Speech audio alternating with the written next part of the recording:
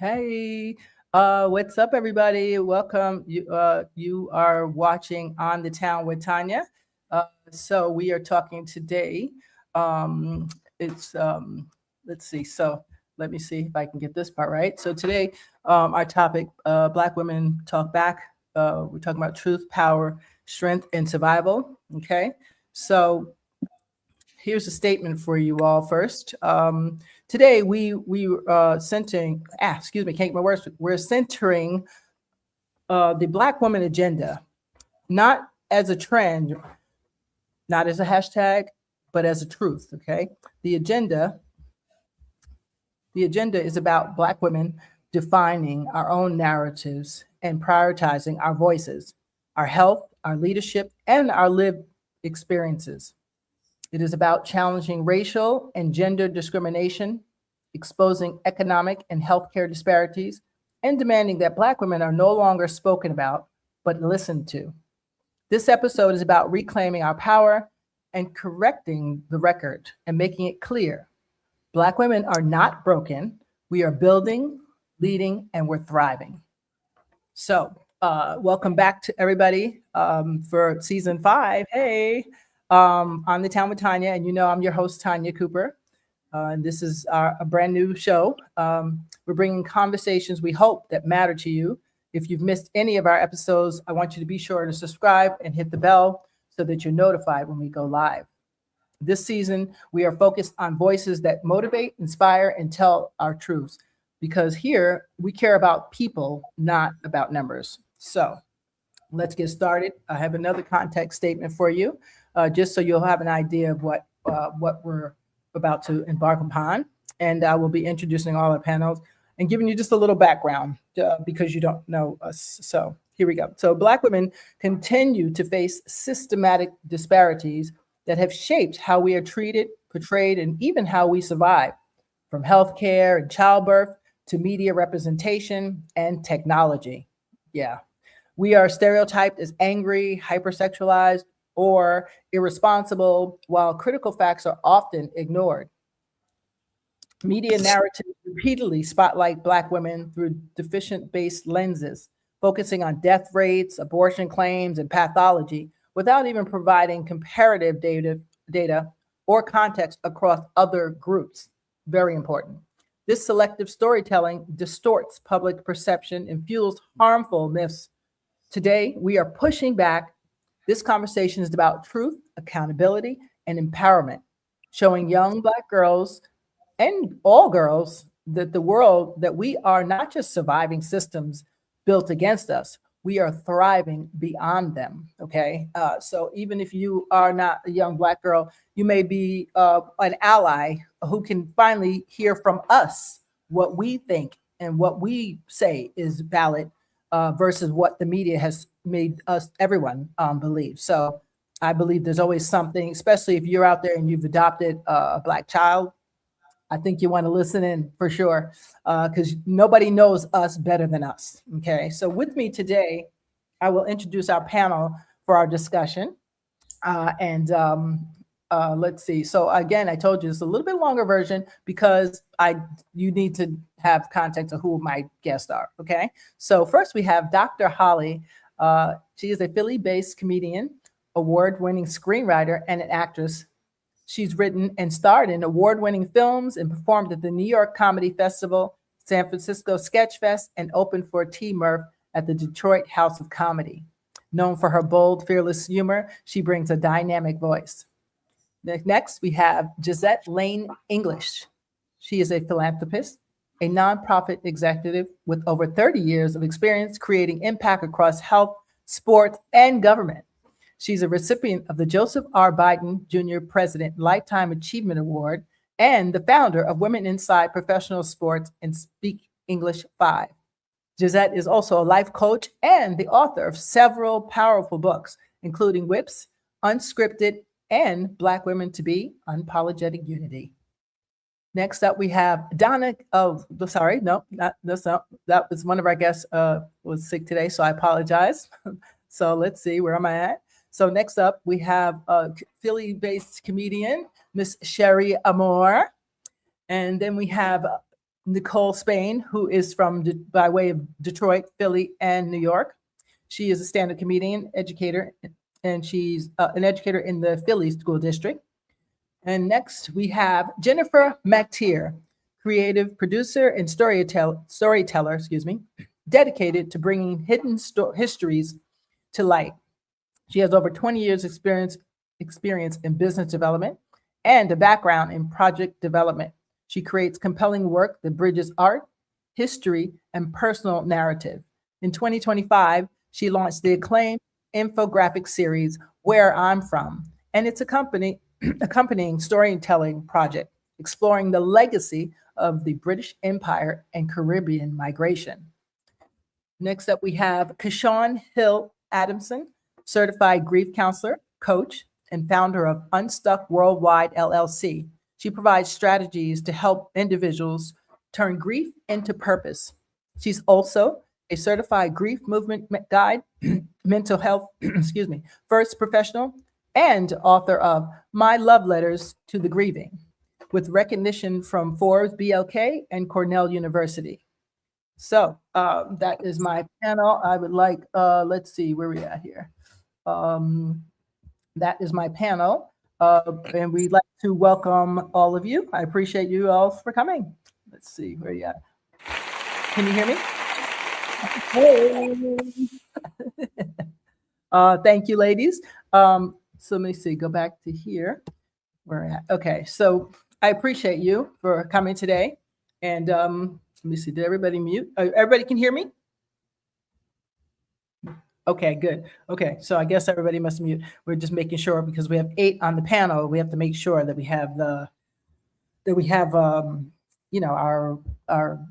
audio correct. So here we go. So, ladies, thank you for joining me. I appreciate you all. Let's start with our first question. Let's see what we got here. Who's that? Let's see. Where's the? Okay, there we go. I had to put something in there. Okay, so first question up.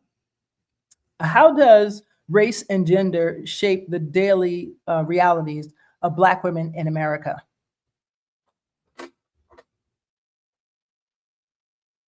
Anybody? Black women suffer from intersectional discrimination. We have to deal with racism and sexism simultaneously, rather than separately, which maybe other women from other groups experience maybe one of the two, but we have to deal with both of them at the same time. And as a result, it affects Black women regarding pay, healthcare, just added stress, treatment in the workplace, stereotypes, over sexualization.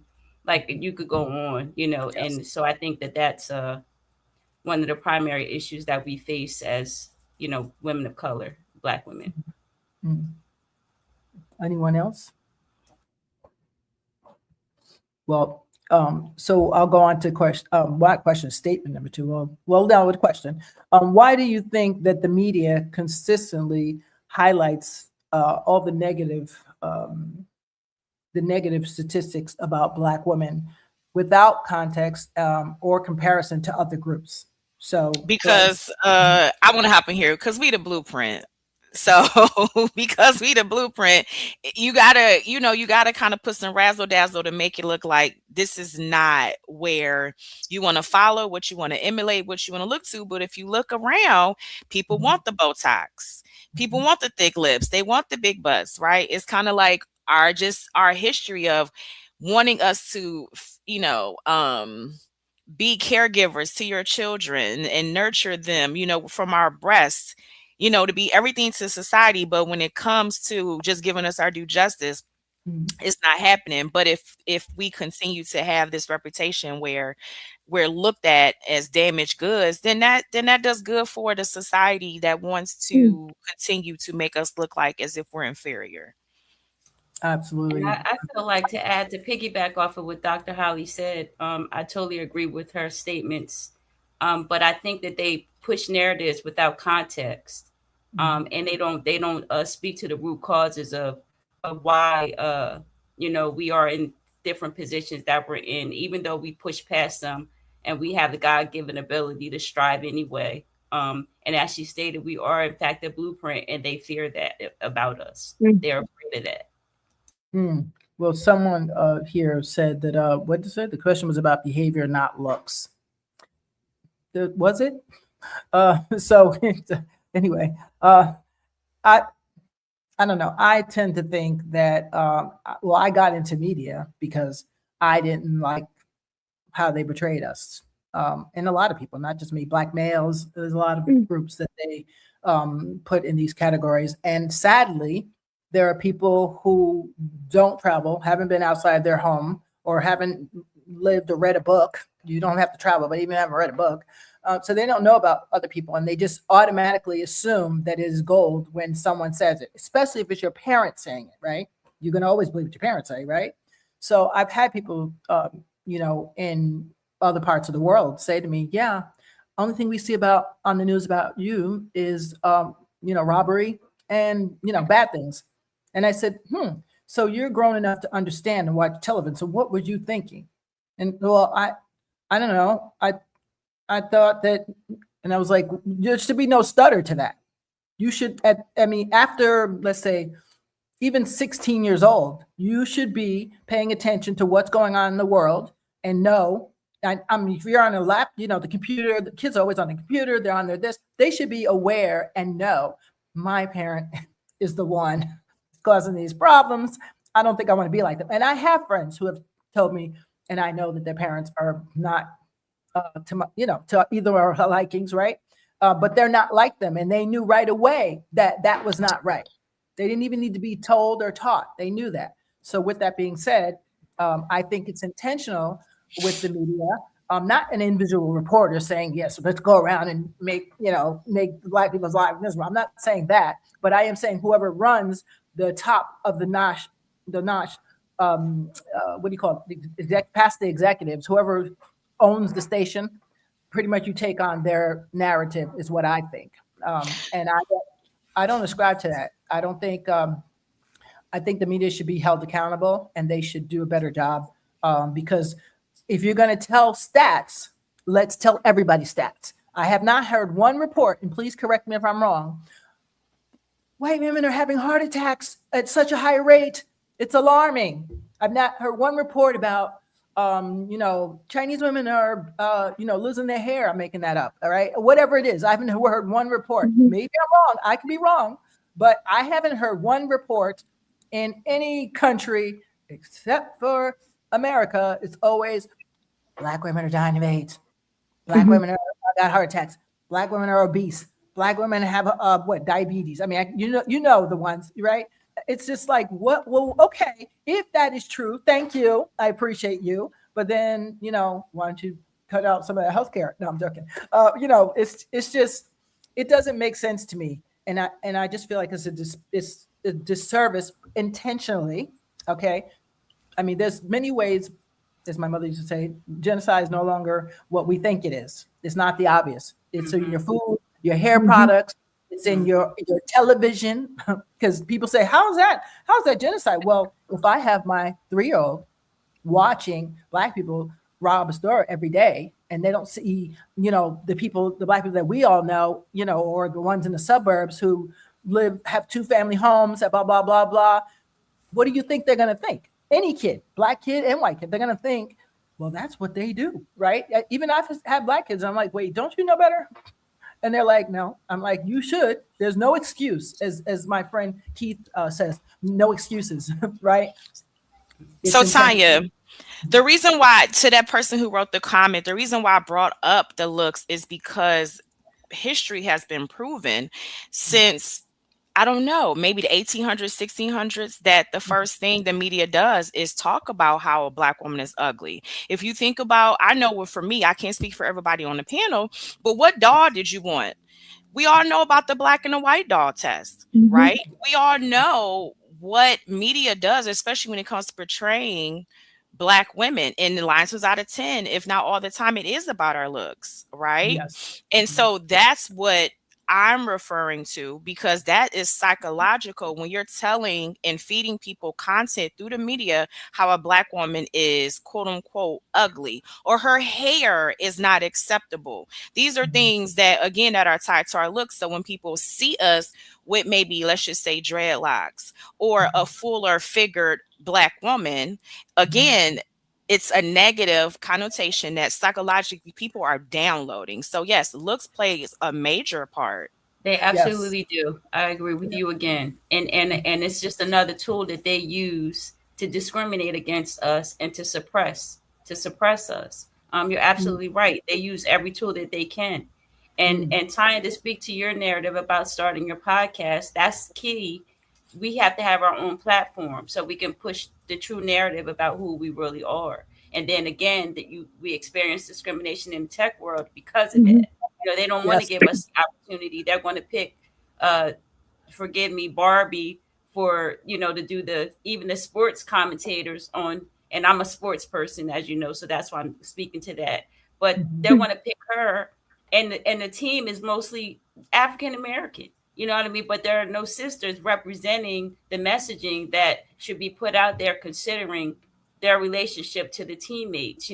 As culturally, I mean, not DNA wise or genetically, Right. and that's a problem. Because they can't speak to maybe what goes on behind the scenes in our family settings as far as sports. They can speak to whatever goes on in their family settings, but again, the teams are predominantly Black. Right. So I agree with both of you guys. Well, I would even say, coming up as a little girl, you get all these messages from TV. I believe that the reason why they want to disseminate so much negative information about us is so we don't walk in purpose. If we don't have strong women at home, or strong, even at home or even in our community, sharing with us who we are, how can we know our own identity? Because it has to start somewhere. And as a young Black girl, it was like I had so many different messages. You're to this, you're to that, you're not enough. And because I had strong Black women, my great grandmother, my grandmother, my mom, all around me reinforcing, and also, the males in my life reinforcing who I am, who am I going to believe? And a lot of times, if we come from broken homes, who are the children going to believe? And then we have broken children growing up not knowing identity, and so we can't walk in purpose if we don't know who we are. We can't reach our full potential. So I think that message is really being pushed, so we don't live in the fullness of who we can become. right. It goes Um, to I, show how hard it is to remove the history that they wanted to portray for us. Once you create this image, and this has been going on for hundreds of years, they yes. know it's either impossible or it's hard to remove history. And now we're trying to do the work to reverse this, and it's work. It's work, it's work, it's work. And it's something about they we know who they are, created this was a divine plan, and it's taken just as much history that we're creating now to reverse this. It is. History is Can I hard ask to remove stereotypes. That's why can they I ask made the a movie. question, Tanya, really quickly? Can I? Is Game Changer is that a troll? I know. I know. I think he is. I'm about to see because he Okay, says because you Yeah. he can't be says when you do the can't be media Black. call Black women ugly? Yeah, Game Changer. If Whoa. you're a troll, I will kick you out. I have no problem with that, and I'll find you. By the way, I will find you. And so I will literally find you on the internet. I will. No, that's right. And I know you won't like me because I got the young Because people out it here. can't be a Black woman talking with those idiotic questions. I'm sorry. Yes, Yeah, it yes, can yes, be. In yes. comments, there's no way. You There is said no I'm not way. a troll. Okay, so then what are you saying? Because we don't understand why you're saying that. And why are I you mean, here? let me find out. Maybe you're a Quaker and you never watched television before in your life, and you live in the woods. I mean, What? prime example. Remember Serena Williams with her long hair and her beads? Oh my Yes, God. yes, oh yes. I mean, I can think of 500 examples, but first of all, I'm not sure. He said he's really asking a question. Okay, so go ahead. Serena was one. But I mean, I Can can we say go you back? no, we I go mean, you back? have to go to Google then, and because that seems like you live under a rock. How are you missing all of those? yes, How are you seeing all yes, of the other headlines, but the ones exactly. that where they are literally commenting on Black women features and calling them unacceptable, unprofessional? No, I apologize. They don't say the word ugly verbatim. Those Right. are the nice ways are saying that Yes, Serena's hair is ugly. yes. But they Yeah, do say it verbatim because they call Michelle Obama a monkey and ugly and Okay, there you mean. go. So there that's you what I'm go. saying. So that's what whoever this game changer is, like you must have been Yeah. asleep for the past since we came to Yeah, life or something, because this yeah. I don't makes know no where, sense. where he lives, because I was like, even I could, I'm sure I could find something from a 7-year-old that would tell us something. So I don't know, I but was going to I bring don't think attention we to the owe. fact We how don't. you can find Yeah, something from when we were younger. Let's all remember back to our cartoons. Mm. The oh first yes. thing we Oh saw, the animals were talking, but when they didn't have heads, all we yes. saw was the chest down. And we saw Yes. skinny brown calves. We heard a very thick tongue. We heard uneducated. We heard she's in the kitchen. You're slovenly. We didn't have to hear. You didn't have to say ugly for us to know what you were saying Right. without saying it. And we were children watching Yeah. these images. And then it's portrayed even more when you have it on the side of a syrup bottle. It doesn't make it any better when you make the bottle shaped like that same image. It doesn't Yes. matter. We still are trying to fight for something that is not something we should have to fight for. Right. Yeah. To be And equal when it comes to the way that we are portrayed. Not saying that we are being told ugly, we're being called much worse than that. That is the least that we could be that's called the least, or right? portrayed as. Yes, So that's the that's my least. for whoever that person was that He said commented. if I would allow him, he can come up and say what he means. I don't know who you are. I can't do that. Sorry. You're not on this panel today, bro. You can keep up there in that little chat if you like, but not today. Because Whoever it is trying to get an angry black reaction, angry woman yes, black and here's the reaction, and we're thing. not giving it.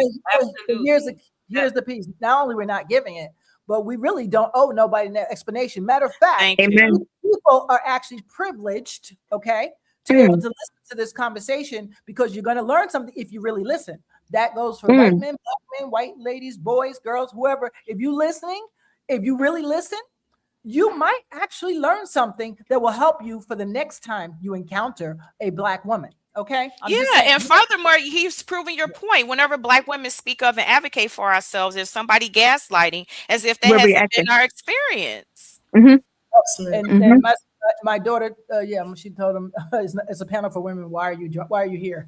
It's like, anyway, let's see get them. I got my own trolls out there that will get you if you're trying to play nasty. Or we can do that. So I don't want to, but let's keep it nice. She got her own troll. That's funny. Her own. Anyway, I know, I got a personalized troll. Find out. There we go. Anyway, you heard him. He's such sassy. Are you interviewing? I'm going to kick him out in a minute. Just give me a second. Anyway, not because I can take any questions, but I don't like people just, excuse me. How do I say this, ladies? When I know what you look like behind that screen, I know why you're doing this, but it ain't working. Okay. So anyway, ladies, what was I going to say? I was going back to something you said about looks. I didn't know this, but I mean, I knew it, but I didn't know it. No, it didn't dawn on me till the other day. I saw something that reminded me of this. So as far as us and our looks, did you know why we started wearing, not why we started wearing scarves, but we had to wear scarves way back when, because the slave master's wife didn't want us to look prettier than her. And so that's how that came about, which is why now I know why my mother can't stand scarves when you go outside the house. She has a thing like, oh, not today. This life pajama. Oh no, not today. People think we're trying to be like extra or creative. No, we don't. I don't like wearing them out in public unless it's a special, tied a special way or something. Or I'm paying tribute to an ancestor or something special. That's it. Other than that, I don't do it, because that was a thing where no one wanted us to look prettier than them, let's say. And this is old, so I'm not getting on anybody out there saying, oh my God, you're not for me. If the shoe don't fit, don't wear it. And it can't fit because you wasn't around then. So if it don't fit, just listen to the message. And the message is, yes, sometimes we're either not dumbed down or told to beautify down, You know what I'm saying? So that other people can feel better about themselves. And it is a thing, whether people believe it or not. But I bypass it by just doing me. I don't care what anybody. That's your That's problem, not mine. And that's a I really interesting. go ahead, babe. Sorry, that's a really interesting point where you brought in the period dressing and the hair, the big bouffant hair and the barrel curls and everything. Because if you also look at the way that the dresses were constructed Mm-hmm. around the 1800s, they Yes. had the big bust built in with the corsets, and Mm-hmm. also if you looked at the back where the women would actually wear a cage and then lots of taffeta and bows to Mm-hmm. have the impression that they actually had a derriere. Um, Mm-hmm. Yep. and again, Hmm. that's building on the original image Yep. of the Hmm. African woman, the native African woman, with Yep. those Mm-hmm. features. So building it into the actual garment construction, Yes. as well as the hair. Yes. So it goes way back, Hmm. It does. It centuries does. back. Hmm. Yes, it does. But does anybody get that feeling today sometimes when you're in a crowd? And I actually got it the other day in Spain. It was weird, Mm. but I'm easy like Sunday morning. So the person was just basically saying that they were the only true uh, Spanish person there, that type of thing. And I was like, oh, okay, that's what you said. But I'm trying to think. This part of Spain, wasn't it built by the Moors? I'm just saying. So they didn't like that comment. So, but when someone else looked like her told her, she was like, hmm, and she walked away. So I like to get rid of people is what I do. I don't even. Clark says don't entertain the thought with somebody because they're not on my level. So why would I even have a conversation with you because you don't want to talk about? Doesn't make Right. sense. So Bye bye. anyway, enough of that one. How has the strong, the what they call it trope, the strong black woman stereotype harm black women's mental health and physical health? Well, we So, don't get we. They want to assume that we don't feel pain. Mm.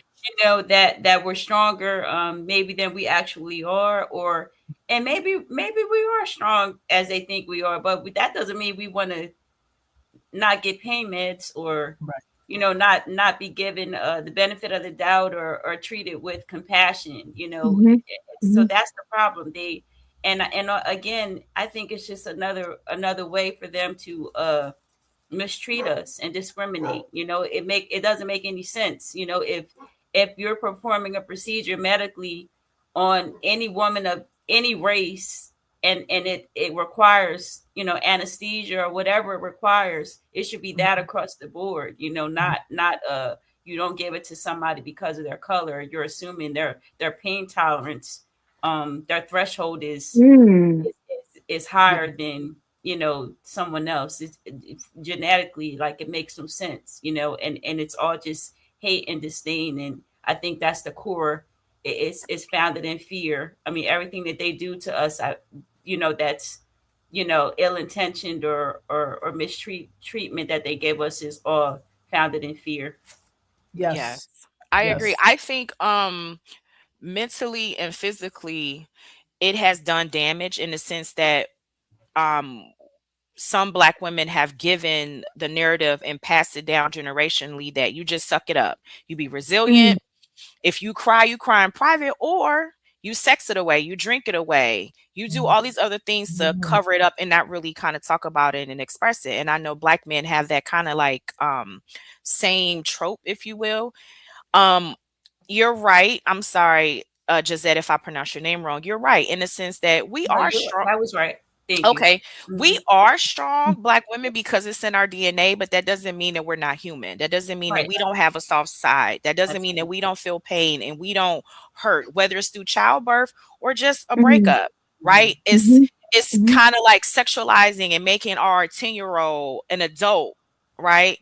or looking at Tamir Rice as if he is a 22-year-old when he was just a kid. So Mhm. it works for us in the sense that it's true because it is within our DNA, but we also should have a space where we can just be soft and gentle and rest Mhm. and be ourselves. Yep. And pre-adults, predetermined adultification is a problem, with our girls, these days as well. And then also this issue causes Black women sometimes to suppress stress, which then cause Cause autoimmune health. diseases, Cortisol. Mhm. mental health issues, because of that suppressed, Mm-hmm. stress and frustration. Yes. Yeah, I was hoping because Sean, you could speak to that too, as far as that goes, because I know I was just reading something the other day, how we all know that stress raises your cortisol, the cortisol raise and a heart attack, blah blah blah. So it all goes together. But again, I told you there's more ways to do genocide than just a tree or a gun or whatever means people have done Mm-hmm. throughout centuries to us and to other people. So fine, I'll be fair. And so I do believe that it is still a part of some greater, I don't know if it's the lead plan, I don't know whose plan it is. It's not nobody personally, the everyday Joe Schmo, I don't think, what I'm saying, but it's something that's, well, current administration, that's another story. But you get what I'm saying. It's planned because if you know that people have more heart attacks and do more whatever they say you're doing, if you're stressed out, why do you keep stressing us out on every level? Not just one level, but many levels. So, Kashawn, I was going to say, you deal with mental health a lot, and I used to, but I haven't been in the field in about I don't know 2 years. I don't know, but so I want to see your take on our mental health as far as it's like another form of grief, really, to have to deal with racism every day. So Mel Robbins did a podcast, and I can't pronounce his name correctly, Gabor Mamate, but Matt takes more. I love him. yeah. And it talked about how most women, like a lot of autoimmunity, stress, sickness happen with women because of the roles we play. Because of, to Gisette's point and Dr. Holly's point, because of the mantle we carry.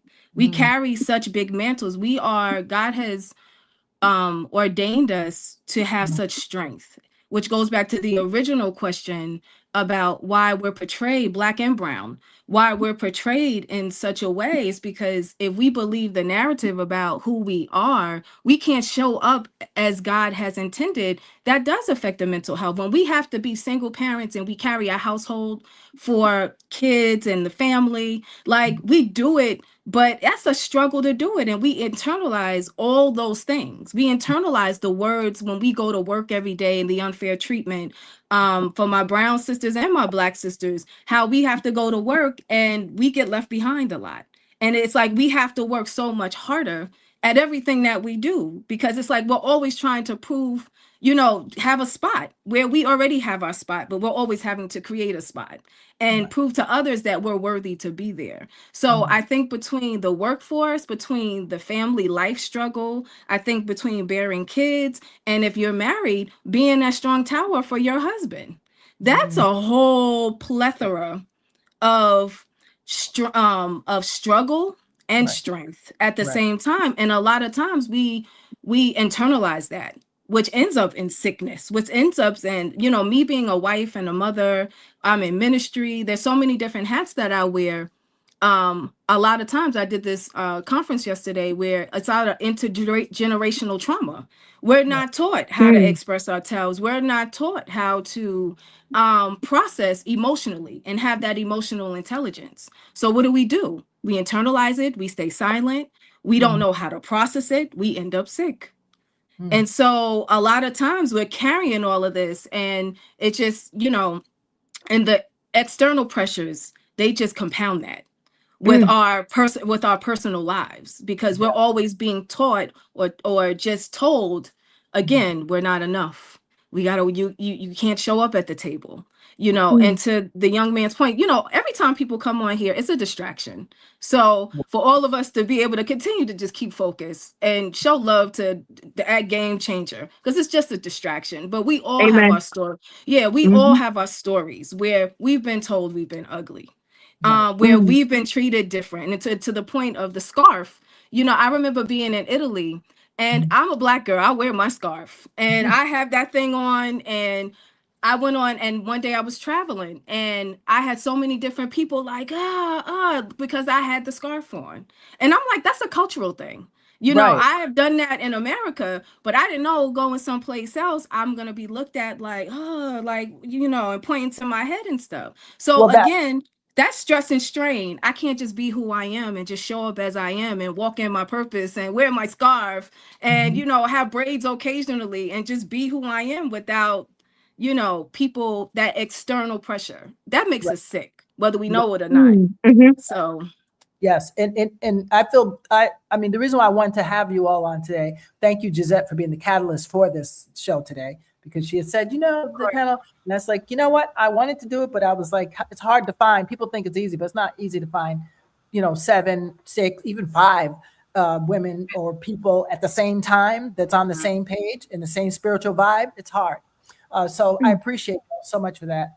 But young people is why I really had it. I'm hoping that some 20-year-old 21-year-olds watching and watching and seeing, you know, all these beautiful women on the panel, educated, you know, world traveled, whatever you want to say, that they don't have to sit in their aloneness of being, let's say, the only one at some place. You know what I'm saying? Because sometimes that happens.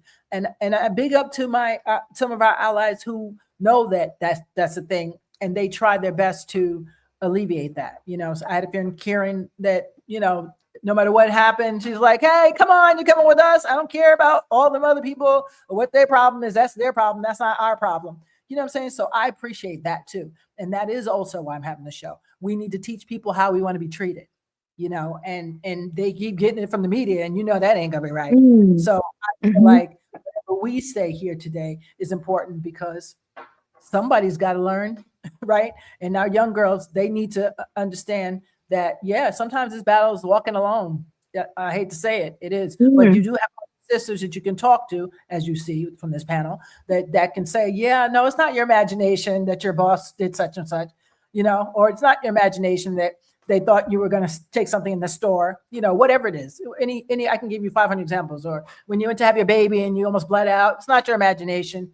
They really thought that you were just okay, you know. So thank you. I appreciate you guys for this. And I appreciate your comments. I had to get the other one out because I can't take all them questions, and my ADHD won't let me keep. PhD here. Yeah, toddler with him and you guys and him, and I'm like, oh, bro, you're going too fast for me now. So I'm sorry. I didn't ban him because I was scared of the heat. I like heat, but I don't feel like my Mhm. family has to be subject to that. So anyway, But can I so speak to that question as well, as please. far as the how it's harmed us as being strong Black women? Because I actually spent time with my aunt yesterday, Mhm. and I was leaving. It was my uncle's 72nd birthday. Happy birthday. So I'm leaving, right? Thank you. I'll pass that on, because as I'm leaving, I was preparing to leave, and I'm in the bathroom. I Mhm. hear my aunt, who they've been married for 43 years, and I hear her saying something that was pushing this narrative that we have ground into ourselves for ages. Mhm. And that is being a strong Black woman to the epitome, to our own detriment. And what she Mhm. said was, I know you guys are down there having your party, and I know he's celebrating his birthday, but we've been married for 43 years. And all that I need is just for someone to just check on me, that Mm. I wanted to be a part of. No one Wow. even said anything. No one asked me a question. They just assumed, because I take care of, and I've Mhm. been taken care of, that I'm okay being up here alone in this room, and just give me a TV to watch without letting it be known that this is something that no one's checked on. So I said, in that moment, and it's funny that this panel and you brought out the questions and everything. I said this speaks to it because that is a generational trauma that we have carried around forever, from our grandmothers to our great grandmothers to our great great grandmothers. Where if you feel like there has been something that has been done to you, done against you, and we feel like our voices are not heard, we will do it on our own. And do it on our own, a detriment where we will not speak up. And then when it's time to speak up, we don't know how to speak up. And the generation that came before us, it is those of us like myself in my 50s trying to break those things in my great aunt. Like, okay, I hear what you were saying. And I pulled her to the side and I said, I heard everything that you were saying. And there was, when I tell you there was so much diversion, know that you hear what I was saying, but are you hearing how you're not even listening to yourself? I don't need that much. I just want a little simple, and it's not even that big. It's huge. You're right. It's not that big. It's gigantic. It's colossal. Because at the end of the day, this, and we as women, not even just this woman, we as women forget that we wear so many hats. We are not just mom, daughter, sister, co-worker, employee, girlfriend. When we were born into this world, we had one name. How often do you go back to that one name and sit with, love on, and hold that one name? My name is Cherie. I'm mom. I'm babe. I'm Miss Higgs. I'm excuse me, a comedian. But at the end of the day, sometimes I want to take all that, all that crap off because I'm tired. And Black women have to break this generational trauma of knowing that we are being told we're strong Black women, knowing that we feel, because girl, I'm a strong Black woman, but I don't feel like I have a space where I can say, I don't want to be strong in this moment. Somebody hold me. If I could jump in with you, it's Cherie, right? Hi, Cherie. Hi. So we know we carry our ancestors' history and our DNA. We carry all the trauma. You know, they had during their lives, they had to stay alive. Like that was their primary focus, was to stay alive. We don't necessarily have that issue today. So it is up to us to fix ourselves. We cannot focus on changing the world. The fastest way to change the world is to go inside and change ourselves. You know, when we eat, we don't eat the plate all at once. We take it one bite at a time. So that one bite is us going within, doing the work and changing ourselves. Because as we level up, everything around us levels up. That's just the supernatural law. You know, we rub off, or we level everything around us, from our families and then our communities, and then it stretches globally.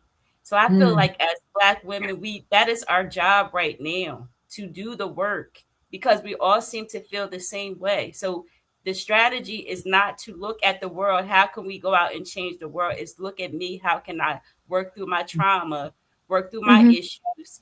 And once you do that, you're going to automatically evolve, because it's growth involved. It's a flower doesn't struggle to bloom, it blooms. You know, God provides and it blooms, and he has his hands on us.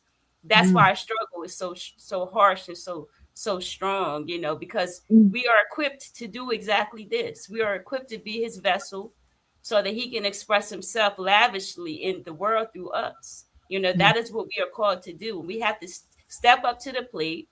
We have to stop backbiting, you know, stabbing each other, messing with each other's men, like all the nonsense that Black women do. And we have to show these young girls out here that this ain't it. What you guys got going on is not it. You know, this is not dignified. It's not, and it's not all of them. Don't get me wrong. I know that. I'm generally speaking. But we have to take the reins and do what we have to do for ourselves, because nobody else is coming to save us. We have to save ourselves. We have to learn how to unite. We have to be bright-eyed, not side-eyed when we see each other. You know, we have to take away the stigma, the preconceived notions, the intimidation and insecurities that we carry. When we look at a sister, you automatically, you know, get this edge that's not necessary. Instead of opening up and embracing her, you know, and Mhm. that's what we have to do for each other. No, and that I'm this is my healing coach talking right now. That's Mhm. what I do.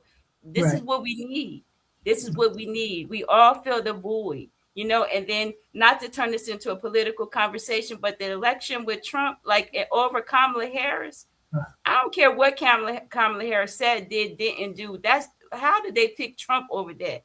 You know what I'm saying? Mhm. So that is telling us how they see us. So we have to come together as a collective, unite unapologetically, and do what we need to do for ourselves and set the tone and be the example for the girls that are coming up, because they shouldn't have to step into this. We Mm. should clear this out for them so Yes. that whatever challenge they have are their own challenges, not our challenges, not our Mm. grandmothers, our great grand. We have to eradicate that, and it's going to take us to do it. I That's a agree. good. I, That is that is a brilliant point. We don't think about that, but take care of it now so that the next generation doesn't have to. That is wow. That's mind blowing actually, because nobody thinks about that. And and Mm. and I know they are going through it because I was like, if I'm a grown woman over 50, um, and I have days that I'm like, Mm. Lord, today's a specific challenge and I don't think I'm going to be able to make it, so I'll just stay home. Right, if I feel like that, right, because there's just some things you're like, can human beings be like this? Can Is this real, or am I in the matrix? What's going on? If I feel like that, I can't imagine a young girl who lives Mm. maybe in poverty, who doesn't have both parents, who doesn't have any kind of outlet of a hope because they don't understand the power of the secret and really just believing in God or whatever it is it takes for you to get that extra they're like, I'll just go hang out with the guys and smoke weed or whatever they want to do. I'll just go and do this. I I'm sometimes I'm just like, I used to work with young people in addiction. Sometimes I'm like, in my head, I wouldn't tell them, I would never tell them that. But sometimes I'm like, I don't blame them. I don't know. I mean, I'm Mm. not that type of kid. When I was a kid, no matter what was going on, I could be in the middle of trauma. I'm not giving up. That's just not, but that's because I was an orphan for the first time, for the first, whatever of my life. So I have a different, you're either going to win or you're not. That's it. And I chose early, as young as 5 years old, that I'm not going to be like my birth mom. And so that's why I do that. But that's not everybody. It's not everybody. And I feel my heart breaks when I think of young girls, or if I see them on Instagram with their bikinis, or like, look at this, and their bums showing. I'm like, what are you showing? Do you know about traffickers out here? They're looking for you. You up here setting yourself up. My heart breaks. And they're probably not looking at this where they can learn something. You know what I'm saying? It breaks. And so you're right. We have to heal ourselves, which is why I do my work, so that the next generation they have their own set of problems, not the problems that we passed on and passed on and passed on. Thank you for that. Thank you for that. Anybody I, else? I think for Gisette's to Gisette's point, um, I was talking to my husband and we were talking about just trauma. And Mm. what I've learned about the trauma is that a lot of times things have happened to us and we internalize it and we end up hurting ourselves. And so every day for me, like even with my own health struggles and the things that I've gone through, I've had to learn to be very intentional, especially with becoming a wife and becoming a mom. You can lose yourself in your roles. And you Mhm. can lose yourself in momming. You can lose yourself in and carrying on a household and being the professional. And it wasn't until I had lost my job and I had accomplished so much in life. And then I was 5 months pregnant with my baby girl and I lost my job. And it's like, who am I now? Because I Mhm. had fought so hard to prove who I was. Then when I didn't have those things, who am I?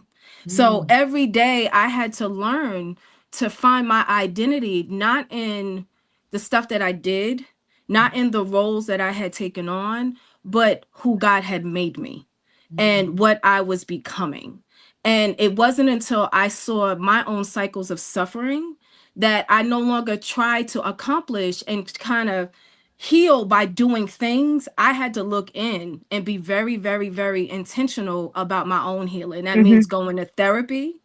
That means taking care of my health. That means making sure I had a regimen every day to get on and exercise, making sure that my spirit life was intact and that I was connecting to the Lord and being able to make sure, because for me, everything else will fail if I don't have my spirit man intact, because I'm not strong to do anything after that point. So I had to really be intentional. And I think a lot of times a lot of us are so busy focusing on fixing what's on the outside.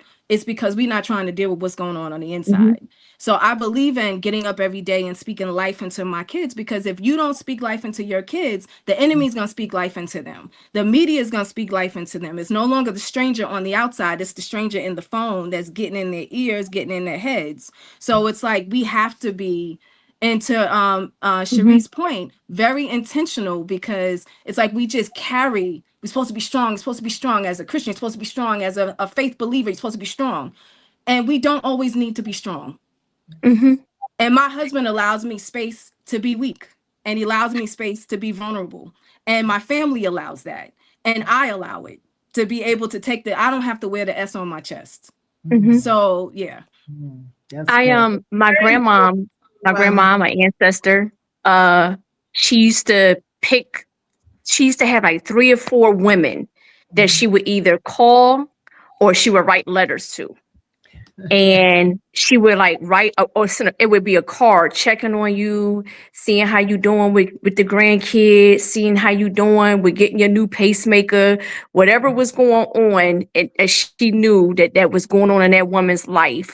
She would either do a phone call, you hear your auntie, your grandma back in the day on the phone, and it wasn't always gossip. It was, hey, I'm calling to check on you.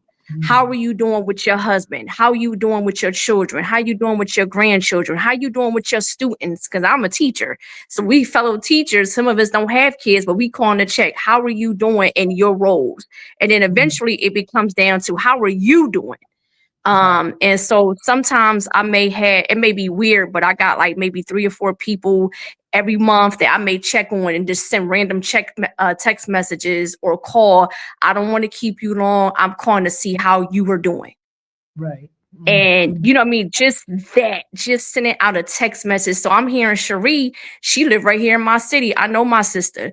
I know now, let me send her a text every blue moon to see how she's doing. Not to be nosy. And if she needs to load, I'm going to make sure that day I'm clear and I'm empty so I can receive her loading on me sometimes. You know what I mean? Just being intentional about who I want to bother today. A healthy bother. You know what I mean? And you got to be prepared. I think we always say, oh, we good. No, sometimes we're not good. No, sometimes we're not good. And I need to express it in a safe place where it's not judgment as best as possible. It's not gossip as best as possible. I think it's just little old school stuff like that. Being grandma, reaching out. Hey, girl, you all right? I like that. I know someone that does that. It's very effective. I used to try to do that to people, but they don't do it back to me. So I stopped. And there's a couple people I still, it's like, if you're not reciprocating, I'm like, hey, come on, bro. Yeah. And reciprocation is therapy. Reciprocation is therapy, because if it's not, that can create, alienation or stress. But I think, finding your tribe, finding a few people that there's a ball bouncing back and forth, where I know if I hit up Holly, eventually Dr. Holly gonna hit me up next month. She got a light month, a light week, and let me see what's up in the cold up the street, see how she doing. She didn't lose her mind. Right. Yeah. Well, that's important that we check on each other, because I believe, and I could be wrong. I mean, I'm sure there's other groups that have issues that are going on aside from daily life. Like, everybody has life going on, right? So we lose a parent, we lose somebody, we lose a job, we get surgery, whatever. Everybody has those things. But I just feel like as a Black woman that we have a little extra because we're carrying all this stuff that, I mean, I don't carry it anymore because I didn't download it and put it off on the main drive. Okay. But that's what I did, because I got tired. At this age, you'd be like, listen, I can't anymore. But most of us, we do carry so much stuff. And so with that being said, we have to have a check-in system. We have to, because we can't just randomly walk up to a stranger and say, hey, I'm feeling this way. I mean, it doesn't work. You need a check-in system. And I like that, Nicole. Thank you for sharing that. That's a great analogy for us to take with us. Anybody else? So And I'll go. in my coaching, we call that a circle of support. Like we have, like I said, there is an exercise that you do where you actually list the people that you can call on. Yes. That's really important to be able, because sometimes we don't know who our support is. And again, reciprocation is the key to any relationship. You can't just keep pouring and pouring and pouring and pouring. Yes. And then no one's pouring back into you. So any healthy relationship, it is reciprocal. So you have to know, like, so I would have my clients write down who is my circle of support, because when you're in grief, you need to know who you can call, and you need to have more than one person. Yes. So Right, a backup and trust. Yes, trust is everything. That's everything. Like, what does trust look like for you? What does it look like? What does it look like for you? What does it look like when people need to trust you as well? Because it goes back to reciprocation. Definitely, I like that. Absolutely. Well, Reciprocation and trust. yes, absolutely. I'm taking notes. You're taking notes. I'm taking notes too. So I'll go on to the next question then, if nobody else on the panel had anything to say on that one. So Black women make up allegedly a small percent of the population. So how do claims about abortion rates and health outcomes get so distorted? And I'll give you an example. Like the other day, I had an argument with a man, a Black man at that, about the stats on Black women have the most abortions. And I was like, okay. And can you give me the stats on the other people? Because I know we ain't the only ones in the whole wide world out here having abortions, because I don't never see them when you used to go get birth control or whatever at the clinic. You see who's in the clinic. And I was like, I don't remember that. I don't remember that, you know? So I'm just saying, where are they getting these stats from? But then I talked to someone who does stats, and I learned this at NYU. Stats can always be changed to what I want it to be. I don't care what it is. We could see something right now, and if you need a stat on it and I'm good, I can change it to be whatever I want it to be, good or bad, right? With that being said, what's your thoughts on these I call them media blitzes of damaging Black women's reputation? That's what I call it. It's like, that's what I'm going to call it. I just coined that phrase myself. It may not be appropriate, but that's what I want to say. Well, they weaponize the data for political gain. Sometimes they weaponize the data. They push the false narratives for political gain, you know. And then again, like I said before, it's not rooted in facts. You know, they may say that about abortion, even though Black women are only 13% of the United States. You know, that's all we make up. But they won't say that they won't say that we have a ready access to contraceptives. You know, they won't say that, you know, maybe the Black women don't have the health care they need to be able to afford the contraception or access to it. They might not have transportation to get to it. Like, it's, you know, there's so many moving parts. So I just feel like they take the data, they twist it how they need to, and weaponize it for political gain and financial gain. Yeah, they sure do put us in two extremes. We're either breeders or we're the ones having all the abortions. So I'm like, where's the lie at in between that? Which one? I'm getting confused. There it is. You know, you're right. There's another one we're known for. They're always having babies. It's like, okay, which ones? You know, I thought we were getting rid of them. We're having them. But also, this is what puzzled me about that stat, is that the New York Times did an article. I want to say, you can look it up. I'm sure it'll pop up in 2015 or something like that. I don't know. You can look it up. If you put New York Times, it was an article. There's no white babies being born. I don't know if you saw that article.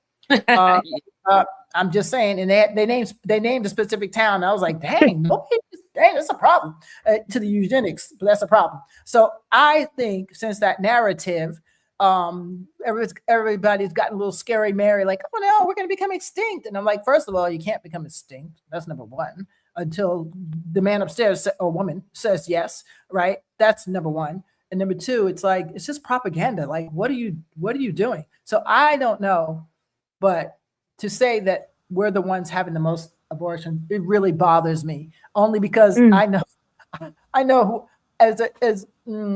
I'll just say in my lifetime of seeing people, that doesn't sound like the truth at all. In fact, I know a lot of Black women that were young mothers at 15, 17, very young, because their family, most Black people don't believe in abortion back in the day anyway. Now is a new day.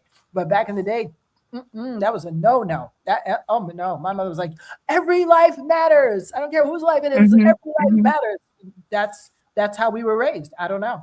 So And I don't then know. we didn't have the resource. We didn't have the major resource to go keep getting these abortions. And I guess with white women, especially back then, I'm a career driven, and the more kids I'm going to be judged, and so they had their own cultural things of, abortions was like a pill. It was like you don't hear too many women of color doing that.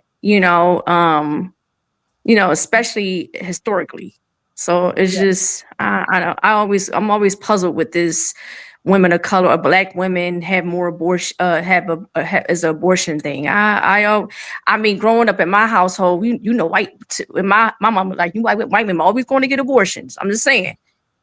That's Well, what. yeah, we know back in the day you were getting sent down south. You weren't getting an abortion. You were going down exactly. south to go do what you Go Exactly. needed ahead, to that baby. do. Baby was going to Exactly. be passed off as your aunt's baby or somebody There else's you baby. go. Number one. Yes. Number Yep. Yes. two, we know a few years ago we had an epidemic of white girls giving birth and throwing their babies in trash cans. Number one, Remember and that. then also they're also afraid of becoming a minority because they're pegged to become the minority soon. So that is why they're also pushing Mhm. these narratives, Mhm. and they're banning abortions in certain states and doing all the stuff they're doing because they want to prevent becoming the minority, even though Mhm. technically they are, because there are more people of color than there are non-people. So Right.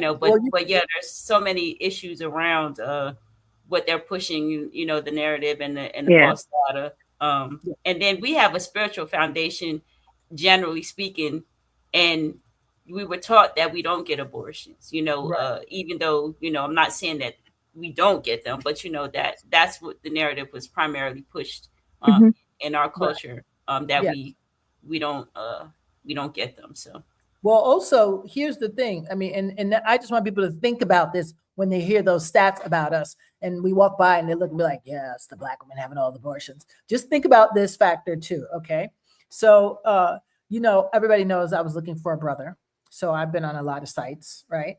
Mhm. Mhm. It just appears to me like who's looking for their mama, it is not as many of me. I'll just say that. I'm just saying that's just one. Mhm. That's just one example that I have. I have many, but that's just one. And then I tried to get some stats, some real time stats, and I was told that none of those adoption groups, what do you call it? None of the adoption groups and none of the foster groups or whatever groups that would identify who is and who isn't having their babies, are allowed. They don't give their stats, and I was like, well, that's good to know that. At least we know that part, that your information's safe. So that I was happy about.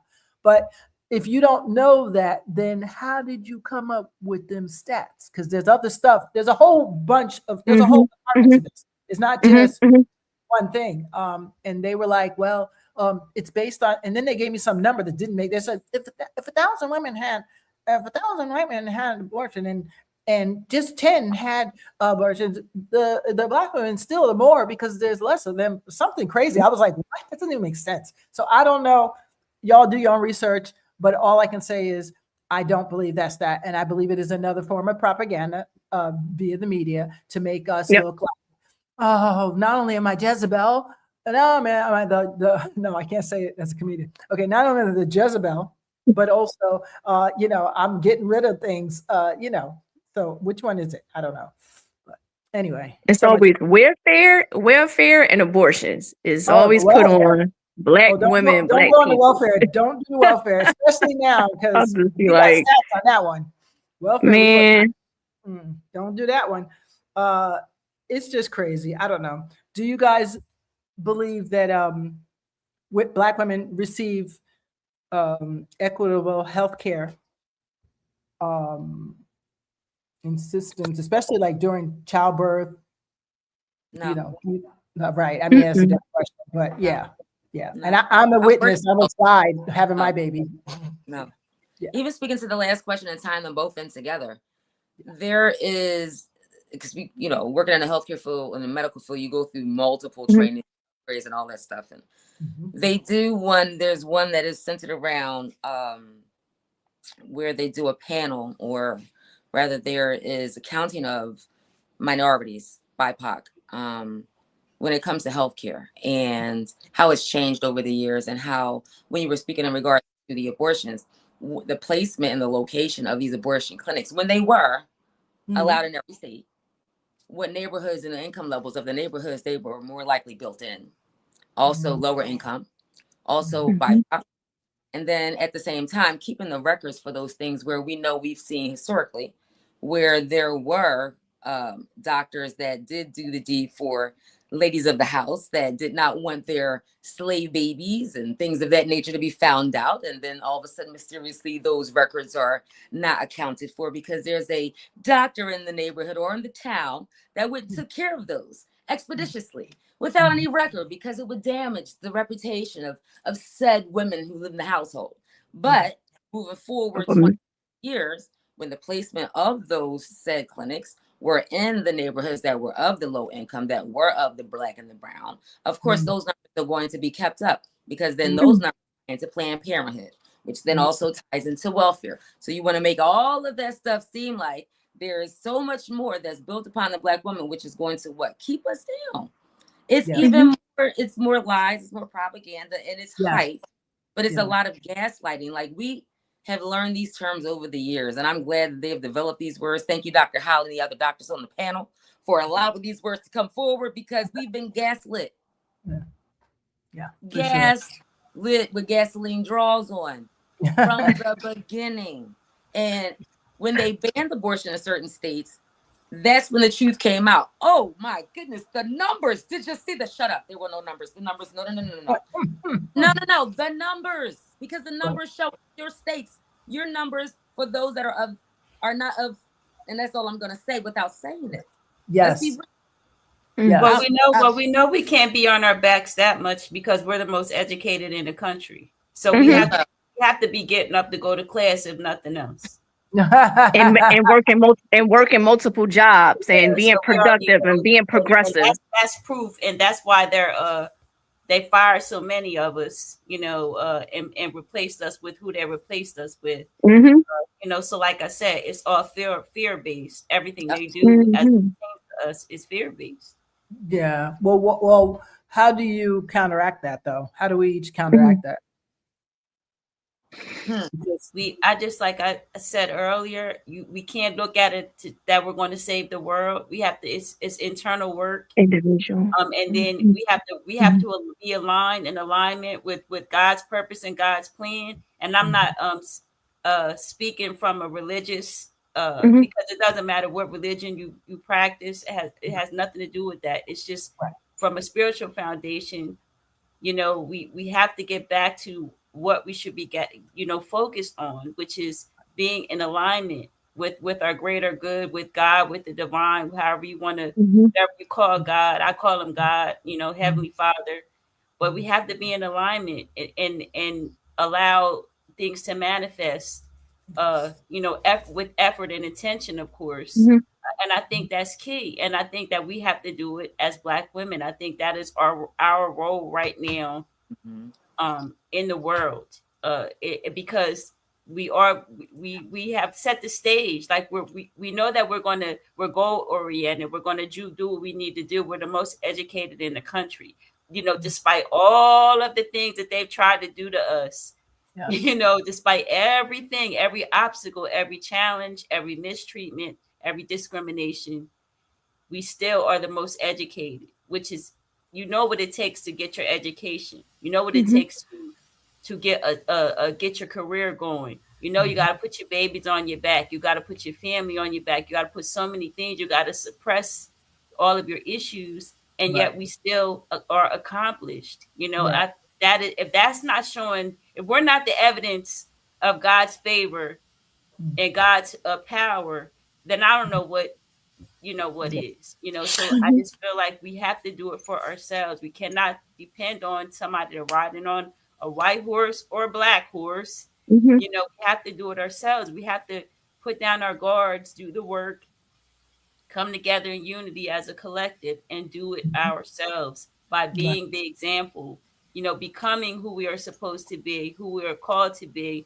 not necessarily what we do, but who we are. We have to let that shine through. I just feel like our ultimate purpose, all of us, is to give and to shine. Give and to shine, give and to shine. That is Mm. what we're here. Mhm. We can't be focused on getting. We have to be focused on giving, because that comes from a space of abundance, and we have Mm. everything that we need because God provides. And that's Mhm. just that's what I teach. In my courses. I just feel like that's what needs to take place. We can't do it without each other, and we can't do it if we don't do it from this Mhm. inside, and let that come out. You know, as above, so below. What we bring forth in heaven comes forth in the earth. Like that, all of that is inside outward. We have to do it ourselves. That's the only Yes. way. Mm. I think that having a relationship with God is definitely paramount and key. And for anybody who's watching and listening that does not have a relationship with God, I encourage you to reach into community with a woman or women who do have a relationship with God, and ask them to be your mentor, right? I think Mhm. mentorship is really, really good. Growing up, as they would say, it takes a village. So if you don't have that, then I say reach out to be around or in community or in circle relationship with other women who can uplift you, empower you, who you could look into and model their behavior so that you can start to understand and develop a relationship with God. I think so much of not just my generation, but just a lot of people in general are just lost Mm. and don't really understand like where to go, because we have so many different distractions, and now Mhm. they're just even worse, because of social media and people wanting things so fast, and Mhm. people now wanting a lot of relief because of things that's been happening for the last 2 5 years, and people are just Mhm. eager to get into something. So if you don't have that direct connect and relationship with God, do connect with people who do, so that you can start to Mhm. get Mhm. and have that mentorship and move towards that. Mhm. Mm. That's so important. I Mhm. I can say, well, I'm not in an active church because I mean, there are some I love, but some of them I can't, because the logic doesn't make sense for some of them. For some of them, it depends on which ones. But I'm very spiritual, and I do my due diligence of my spiritual self. And I will say that as a young kid, that is how I got through everything that I've ever went through in my Mm. life. And Mhm. so did our ancestors. They had us, we called it something different or whatever, but it's the same thing, believing in something other than yourself. Mhm. And if they can make it through, I know I can. And I use them as my example whenever I get really down. I say, somebody went through way worse than you even think you're going through.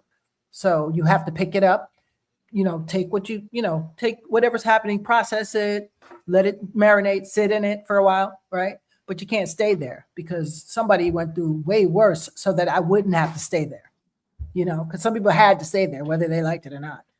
So, like Gisette said, we have to take the ball ourselves and do what we can for ourselves, and then we can help others. I remember when my spiritual mother, she will always say, as women and as Black women, we're like crabs in a barrel, just always just trying to tear each other down. And I remember coming up in my early 20s and being in corporate, and I could Mm. not find any mentors. As a young Black woman with other Black organizations. I was in media, and I couldn't find that. And I didn't find it, to Dr. Holly's point, until I found other people in a community that were like-minded in faith. And it wasn't until I started to surround myself with that, then I started to see how we were lifting each other up. And that faith piece was the most important piece, because as a young girl who had trauma, who had a cumulative loss in my life, I didn't know who I was, because death and grief and loss, they strip at you, and you lose your footing, and especially when you lose fundamental people in your life. You have to, as a young person, you don't know who you are, and then you lose monumental people. You have to find yourself in that. So as a young person, I was always looking for, and I had family who was in media who were really great people, but my peers around me, it was always about tearing you down. And you're, again, that voice that the enemy would use through people. You're not enough. As you are, you're not enough. And so it wasn't that faith piece for me. It saved my life, because without it, I couldn't have walked in my purpose. And it was like when I stopped running from the pain and I looked in and I leaned on my faith to heal me. It wasn't until I was able to show up in groups like this, like-minded women, because you will tear each other down because you're unhappy, because you're miserable, and you don't like who you are. And so, to Gisette's point and to everyone's point, it starts with us. No, we can't heal the world. It has to start with us stopping and to stop running from the call, because we're all called to so many different things. We're all called to greatness. And once we stop running from the trauma, from the pain, and we really look in and we really dig our feet into our faith, whatever that looks like for everybody. But once we dig our feet in and we surround ourselves in community, because you don't heal in isolation, you heal in community. You need community to heal. And I found community, I found like-minded sisters, and we prayed together, and we came together, and we excelled together. We pushed each other up. And that was the key for me. And I try to make sure my daughters surround themselves with like-minded people, because you can only bring somebody higher than where you are. And so if you're walking with people who are not doing what you're doing, they're going to pull you in. So we all have to, lean on one another. Community is so important. Community, everything is community. I believe no matter where I go, the first thing I do is who's in my community, wherever. I don't care where. If I moved anywhere, that's the first thing I do, because you really, that's the first thing you see when you go out your door, and then when you come back in your door. So that's just like being in your house, like I got to get along with these people, and I got to know who they are and how they operate. There's time when you have to ignore that. I get that. There's some people who move neighbors, they're like, maybe I shouldn't have did this. But generally speaking, I always want to know who the local store is, who the shopkeeper is, who the local whatever is, just because you got to know who they are, so that when you reach out, you have a source, and they may have a source, not be the one you expected, but community is everything. But we all know, though, I got to interject again, that when all else fails, we got God.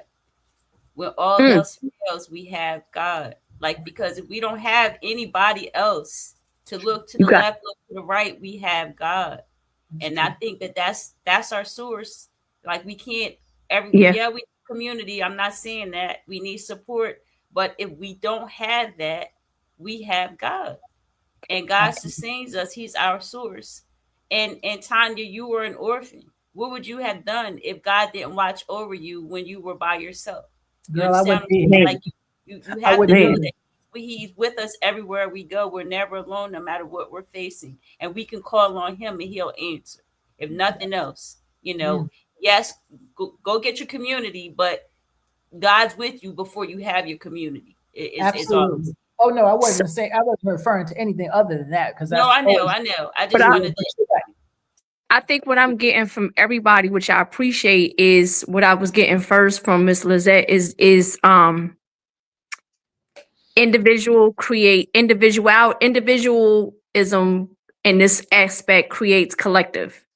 Like you can't. And talking about God and spirituality is not something just rhetoric. Like if I can't get a hold of someone and call someone a text or go to this group meeting or get a hold of my journal so I can I'm so broken at this point where there's something, it's something that's beyond you and beyond us. Right. That's right there. That's right there. And then that's going to pull you through from from tripping Absolutely. out or whatever you about to do, That's right. self-injury to yourself or to Yep. someone. And then you That's got right. that community. They both are needed. Yep. They both are They needed. are. Yep. And you know, we in the world. I don't know if it's kind of past a little bit, but you know, I'm self-made. I'm sticking to myself. I don't trust nobody, and I get that. I get what that comes from. You got to stick with yourself. I don't want this and I don't want that. But then after a while, that gets expired too, and that gets played out because it can't just be you. So it's a balance with that individual and the collective. Yeah. I think for It really me, is. I was just speaking to people who have not developed a relationship with God. We all know that there's Mm-hmm. a higher power, even if you don't believe in it. We hear it, we talk about it, whether it's through a Mm-hmm. church, a mosque, or whatever. But for somebody who don't even know how to start their relationship because of whatever it is, Mm-hmm. they can still tap into a mentor that could bring them to that mosque, to their church, or to that Sabbath service to say, hey, this is where you can go to a safe place and start your relationship with God. Because if Mm-hmm. somebody is on the street and shooting up in their arm or sex working because they're just trying to survive, they're not thinking, oh, God got me. They're not thinking that. So what would be a quick, direct way for me to help Mm-hmm. somebody who is in the brink of committing suicide? I can tell them, Mm-hmm. let's pray, and I can tell them, why don't you go to this place? But for some people, it's more than, okay, God is always with you. They Mm-hmm. probably hear that, but they want something more tangible. So I'm just kind of opening it up to people who are coming from all different parts, Mm-hmm. right? And I think for me, growing up and the type of traumatic experiences I've had, that relationship with God took time. It took Mm-hmm. that took Well, that's time. a task that we need to take on as Black women, because that's what I mean when I say that the girls coming up after us shouldn't have those experiences. We have to be accountable. We have to take responsibility and not make excuses, and not use what we went through as kids as excuses not to better things for the girls coming, because there's no child that should not feel like they don't have God. And that's why I said And that's just mentorship. my opinion. Right. And that No, and no, that's no. I that's agree. on That's what I'm that. saying. No Mentorship is child, no key. child, no Black child should ever think that they don't have God. Period. And, And and, and, because he's the only one that's going to be with you 24/7. That's not a connection that you have to build on. It just is. Just like he just is there. It just is. mm-hmm. Like, that's the Mm-hmm. reality of it. He just is. So I feel like that we are charged with fixing that. That's just what I teach. We are charged with fixing that. I'm not saying that the reality isn't that some people don't have the foundation, don't have that, and everybody needs community. But what I'm saying is that we are charged with making a change and making the adjustments so that generations after us don't have to dwell in that same space as Black women. We are charged with that. There are no excuses. We are charged with that. Well, I But will no, say, I agree with you. That's We why I have to be mentioned the example. mentorship. I We agree have yeah. to with you. be the That's why I example. mentioned mentorship. Because if somebody young doesn't have that, that's where a mentor can step in. I Being a therapist, I've seen people with substance abuse, alcohol history, gambling, you name it, I've seen it. And you can talk to them about a higher power. But when they're at their lowest, they're not even connecting the dots to say, God is always with me. They're not connecting that God is always with me, so I don't need to shoot up and put this into Mm-hmm. my arm. Mm-hmm. So that's Mm-hmm. again why people in recovery have those systems and those supports to say, no, God is always with you. Your higher power is with you. Come to this meeting. So a mentor can say that. And then next thing you know, they can start to believe because they're seeing it firsthand that this person has now taken me off the street. They're feeding me. They are showing what God is like. They are an Mm-hmm. example.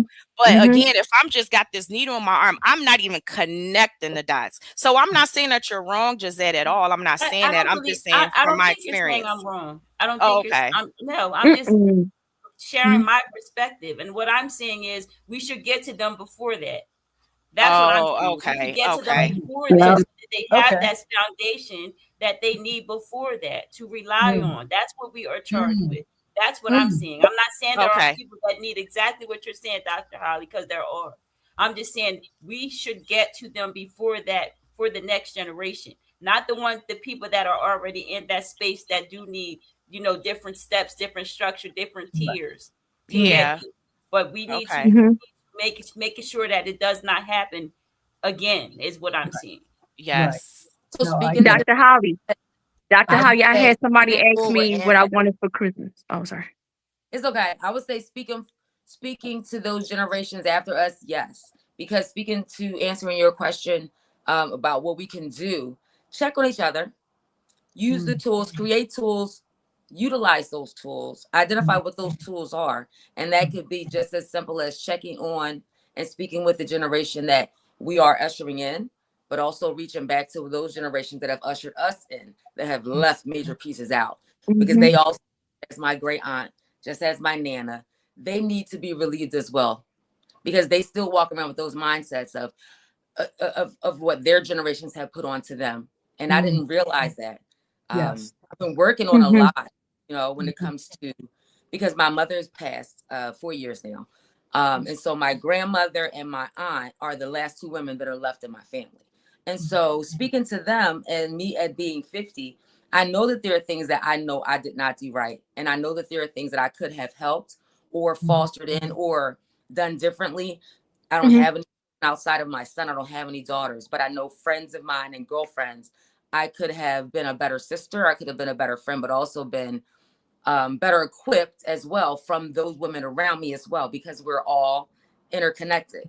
And so Same when here. I was speaking to my Nana, and my Nana was letting me know from the 1930s, she was letting things be known to me that she was breaking as far as being a child, not knowing her father back in the 40s. And then we went back before that to where that trauma came from, because for some reason there's no men that were around in my family before like the 70s because of Right. the right? And so just going back to my Nana, having her go back to her mother and the trauma that was set forth from there, that relieved her to a point where now she's much more open and talking. She is checking on herself more, which I didn't realize, because she's the matriarch of the family. She's a strong Black woman.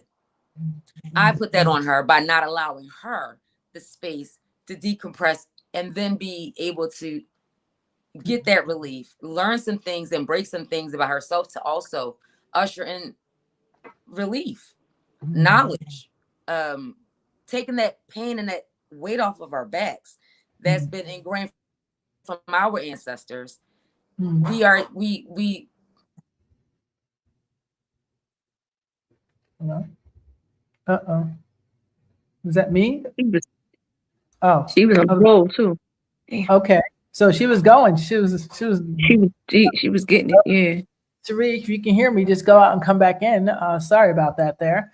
Dr. Holly, I like the mentorship stuff, the mentorship aspect, because somebody asked me a few weeks ago, what you want for Christmas? A mentor? And I'm taking interviews, and I have resources, and thank God, and I'm near 50 and educated and doing all the self work, and it's both. It's the God thing, it's the mentorship thing, it's yourself thing. It's just a few different aspects that we got to keep educate. Like she said, like people may not know what can they grab on in those times of crises and stuff like that. You know what I mean? And Yeah. I appreciate hearing just from, I'm learning with y'all, even though we all educated and successful and blessed and all that. Mentorship, that's a thing. And that mentor, it's like, how do you, I might be digressing, but with a mentor, how do you choose that? What does that look like for you? Like I said, I'm taking applications. It's chemistry with that person, or trustfulness, and that's something that's not overnight. Like she said, that God thing ain't overnight for everybody. Yeah. Same thing with that mentorship. It's not overnight with everybody. Unfortunately, it's not over. I wish these things were instant gratification. When you come out the womb and you start living this life, you start getting things that start, distracting you and getting involved in your brain. And so you might be into God at first, and then you digress and you get confused. And then, you might have a mentor, but the mentor died or broke your trust, or you wasn't consistent. It's like, it's so many different things that happen in life. So it's yeah. But that's the thing. I'm rambling. Sorry. Sorry. I always tell my daughter that the Lord works in teams. He doesn't do anything by himself. He wants us to come together and to help one another, because he can do it all. He doesn't need us to do anything, but that's not how he works. He Right. works in teams, and he wants us to come together. There is an individual. So for me, it was my mom who was my model. I didn't know what, and we weren't religious people. We went to church, and we believed and things like that. And I come from a family full of faith, not religious, but a family full of faith. But it was that modeling. It was, in order for me to have the individual relationship, I had to have a model, Right. and I needed to, and I had to have a leader that showed me what that looked like. Because Right. again, on to our own devices, we're not gonna know. So, you know, that's why, and even going whatever religion you're in, or even in the Bible, there were guides, there were leaders that demonstrated what something looked like. And so the team and the community, all of it is really important. Yes, we need that individual relationship, but again, that comes in time. Yes. People die, mentors go away, we don't have strong anchors. So that part of community and being able to have mentors, because I had a lot of mentors, and that really shaped my life. And as a grown woman, like, even the counselors need counselors, the therapists need therapists, the mentors need mentors. A great business person needs business mentors. So you have to surround yourself with those people, and you have to find them. It has to be safe, and you have to find people that you can actually trust and that have your back, that really desire good for you and not evil. So that those things were really, and I have to teach these things to my daughter, because I needed them. Well, Team collective. I'm you're back. back. You're back. If you want You to back, finish, Will? if you want to finish, I'll go on to the next thing after you finish. So yeah, I was Thank just you. saying that, as far as, like, just making sure to reach back to our ancestors, well, to our grandparents, great grandparents, of the like, because I didn't realize how they were still carrying around weight from being quote unquote strong Black women, generationally. And moving forward, of course, you want to help the generations that are coming next, and our young ladies that are coming after us and that are in the same boat as us, but to reach to grandmom and great grandmom so that they can relieve some of that trauma that they're still carrying around. 'Cause I didn't realize that my Nana, who is 75, still is carrying around trauma from being a childless, a fatherless child. And then that carried over to her mother, which is my great grandmother. So it's passed down, and then how it reached back before then. But it trickled all the way down to my mother and my aunt. So still helping them realize that, no, what you have been carrying throughout all of this time, you also need a moment to decompress and dispel that as well. Yes. It means a lot, and especially before they pass and go on home, it means a lot. My mom was able to do that before she passed away, and it just the relief. They don't afford themselves. They don't think that they are due that. No. I don't need to, nobody, it's past for me. No, it's not. It's still time for you. So I just to it. Well, I have compassion for my like 80 pluses, in that range, because they went through a lot that we don't even know about. I had a senior talking to me one time. She's like 90, and she told me some things. I was like, "Oh, you are my new hero," because I don't think I would have been through. I thought what I went through was difficult or challenging. Boy, I mean, she had that, and she can't drink out of a water fountain, and she can't do this. And if she come out too late in the wrong town, she might end up by the tree. You know what I'm saying? Like, there's extra things. And that is it to me. I understand why, an 80-year-old will say, I can't go and change. Now we're going to keep telling them, yes, you can, girl, you can change, because that's what we do. Right. But I understand why it's so embedded in them, because they were raised with a whole different set of standards. Unlike us, we're blessed that while yes, we still have to watch where we go, our daughters are still missing, our kids are missing, our boy, we still have those things going on. Really, like there's a serial killer in New York right now. There's one in where is it at? There's another one in Texas. So we have things to be vigilant about, but it still is not like the 1900s early and the 18, still not that what they had to go through. So I have to have compassion sometimes for them, and I have to just, as much as I try to nudge them, I just have to fall back sometimes and say, okay, I get it. We pick and choose our battles, right? Well, they're picking and choosing theirs, and they choose to just go in peace and be thankful that they lived to be 90 or 100 and made it this far with what they've been through. So I get it. I agree. There's so much respectability politics that the more senior generations are harboring, because they just simply didn't have the privilege of being able to speak as freely as we can. Even right now, there's so many subjects, even down to expressing how they were feeling personally in any situation, they just don't talk about. They're quite happy to say, no, I don't want to talk about it. And all of that internalizes, and we see it manifesting in chronic illnesses, autoimmune diseases, the biggest killer of Black women worldwide. Yes, it's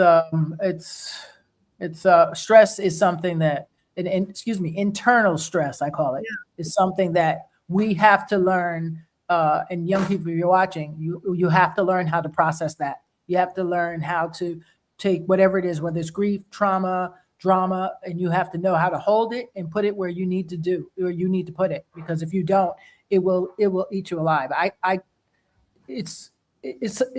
We're just learning this stuff now. I'm glad I don't really internalize, hold on to too much, even as a kid in the middle of trauma. I compartmentalized it is what I do. No, I'm not Sybil, but I hold on to, I put it in the compartment that it needs to go in and say, okay, we've got to process that. Let's put that here. And then this is the reality for this. So we're going to do with this. That's what I do, but not everybody can do that, and so I just leave grace for those who can. And I just keep trying to nudge them the other way. Get the therapy, because it's so important. So important. I wanted to go to the next question because I can't believe the time flew so quick in my 20-year intros. That's what it was. How do you guys feel about the media and how they portray us with beauty standards, like the over-sexualization, and the impact it has on Black women's self-image and public perception? I'll take this one first, if that's okay. I guess for myself, growing up being very heavily influenced by the media from the fashion industry's perspective, and then going on to study and work in the fashion industry as from my late teens, mid-20s. The one thing that I witnessed early, and I know, Tanya, you have a whole wealth of experience in this category as well, is the way that Black models, especially, were treated, and when they were allowed to be visible and not. For example, on the front cover of a magazine, the publisher would always make the excuse that they couldn't put Black model on the front of the magazine by themselves because the sales of the magazine would go down. Well, the point of the matter is, if you're not showing a diverse range of people and different beauty standards, what happens is that one beauty standard becomes the norm, the expected, the benchmark, and everybody else is left to question what their worth is because they don't measure up to this image that is being sold as the aesthetic. And from a self-esteem point of view, for a young girl looking at an aesthetic that doesn't match their own, it causes a whole range of problems, from your hair texture. So you go out and you get a hair relaxer because you want to conform to the beauty standard that's being shown to you that you should conform to. And 30 years down the line, we now find out that actually those hair relaxers have got chemicals that are akin to drain cleaner. They are the cause of ovarian cancer. They are the cause of thyroid problems. They're a cause of many things that have become actually a death sentence for many women.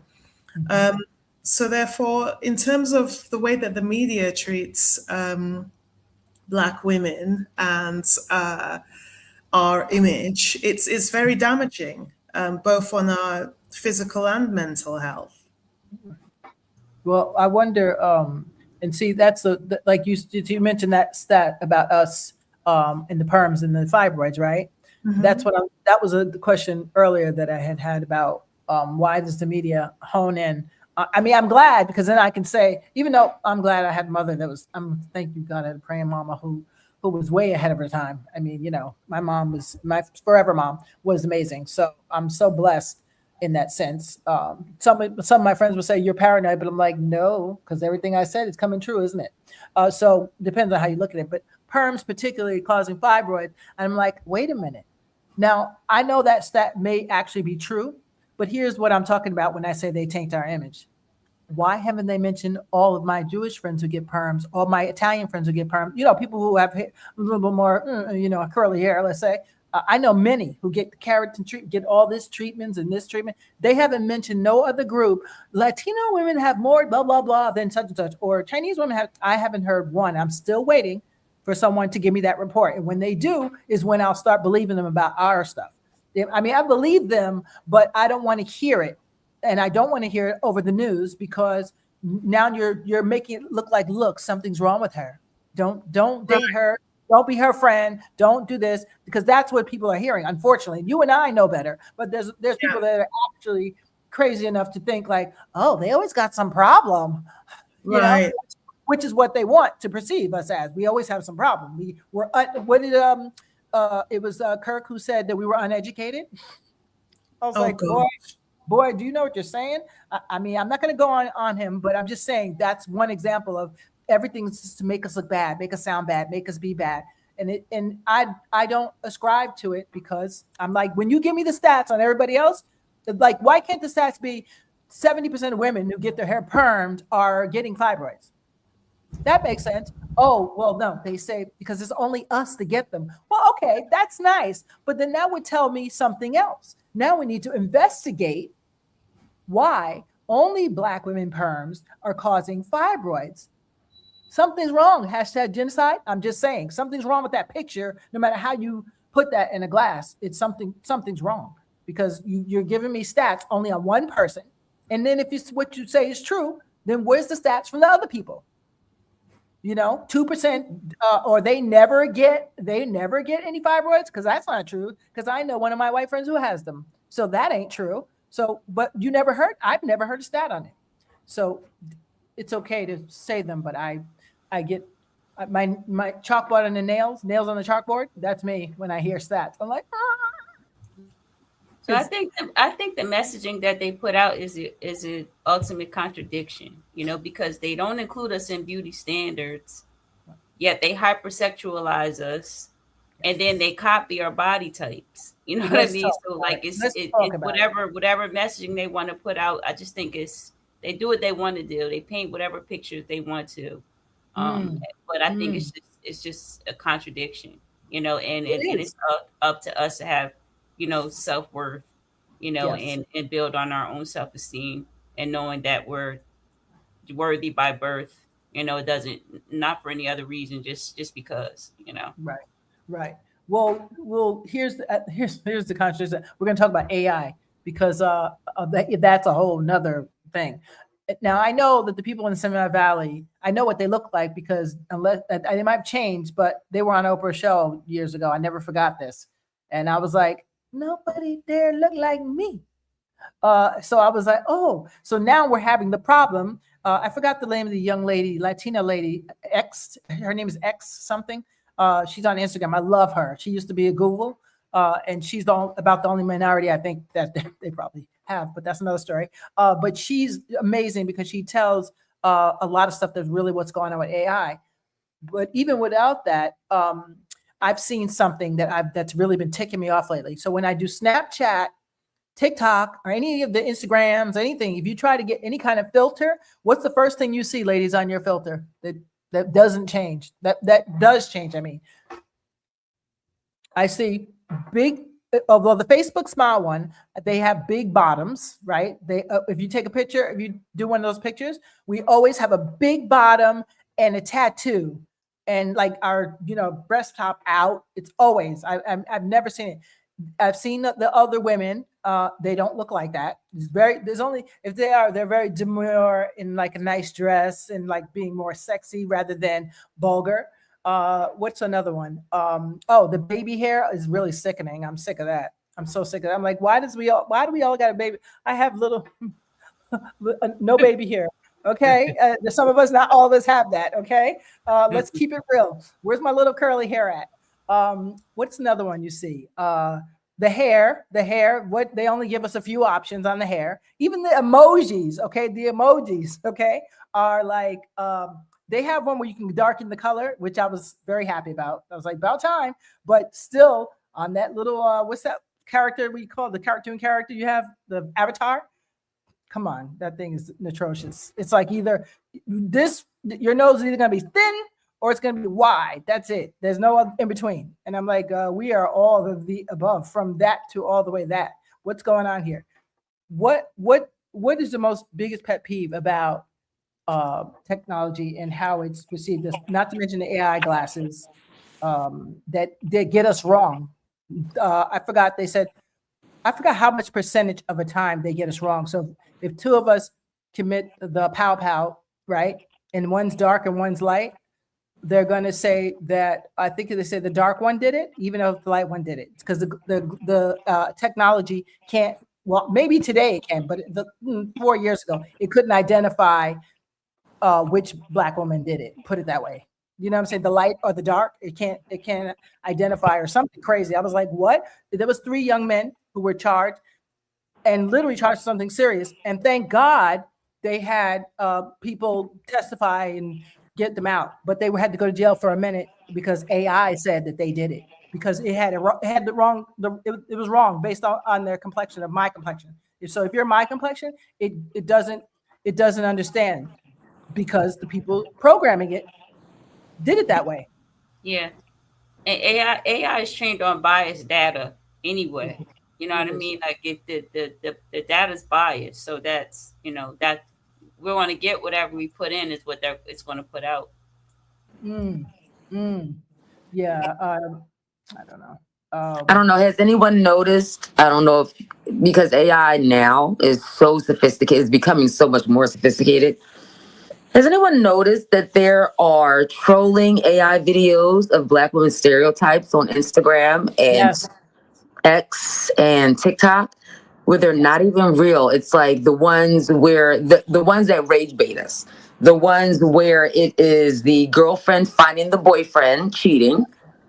There are fake AI videos of women busting into other women's houses or beating up women, or there's fake videos of women cheating. There's fake videos of the Black and the white woman saying something and the Black woman saying the counter to get the man. And I'm like, this is appalling. Like it's you can't even tell that it's AI unless you really look at it. And I'm a rabbit holer. So I'll look at it about 10 to 15 times, like, wait a minute, because that raged me, and that's not even real. It's not even real. There was one that was a woman being drugged out. It was almost like the Sandra Bland, like the female that just happened in the Minneapolis. There was an AI rage baiting video of a Black woman being pulled out of a vehicle, and it's not even real. And then they have these sites that perpetuate it, where a Black woman is being beat upon by a Black man, and it's not even real. I went down the rabbit hole for a case that I thought was a real news case, and turned out it was AI. Wow. Because I'm like, what happened to the Black woman? Like, did she go to jail? Like, you're saying that she was the one that was the culprit, and all rage baiting, all just fake. And I'm like, is anybody catching this, or is it just me? No, it's been since the new people took over, if you know what I mean. It's been a challenge. There's a lot of videos of black men. A lot of videos I've seen. I stopped watching it actually. Yeah. Just go to do what I got to do, post, and for what I got to do for comedy or whatever, and that's it. I don't even look at anymore. As soon as I see something, I turn it off. I don't watch any of it because you don't know what's real anymore. Even with Right. this is Dr. Sebi, and I'm telling you to eat plants, and you're like, that don't look like Dr. Sebi. Wait a minute, and then you're like, it is Dr. Sebi, but you don't heard a whole message in your ear before you can even figure out that it wasn't even him. So I don't engage anymore on any of those. Even Instagram, it's too much. It's overwhelming, actually. Yeah.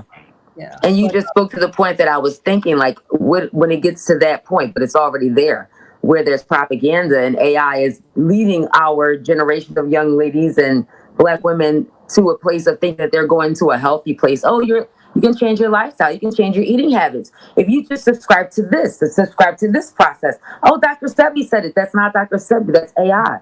yes. Oh, Oprah And said it. they may Oprah didn't be. say that. That's AI. Oh, Whoopi Goldberg said it. Oh, it's AI.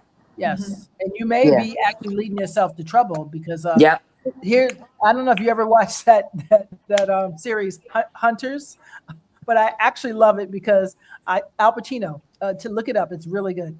But I'm a firm believer. I told you before, there's more ways to skin it out, skin a cat than one.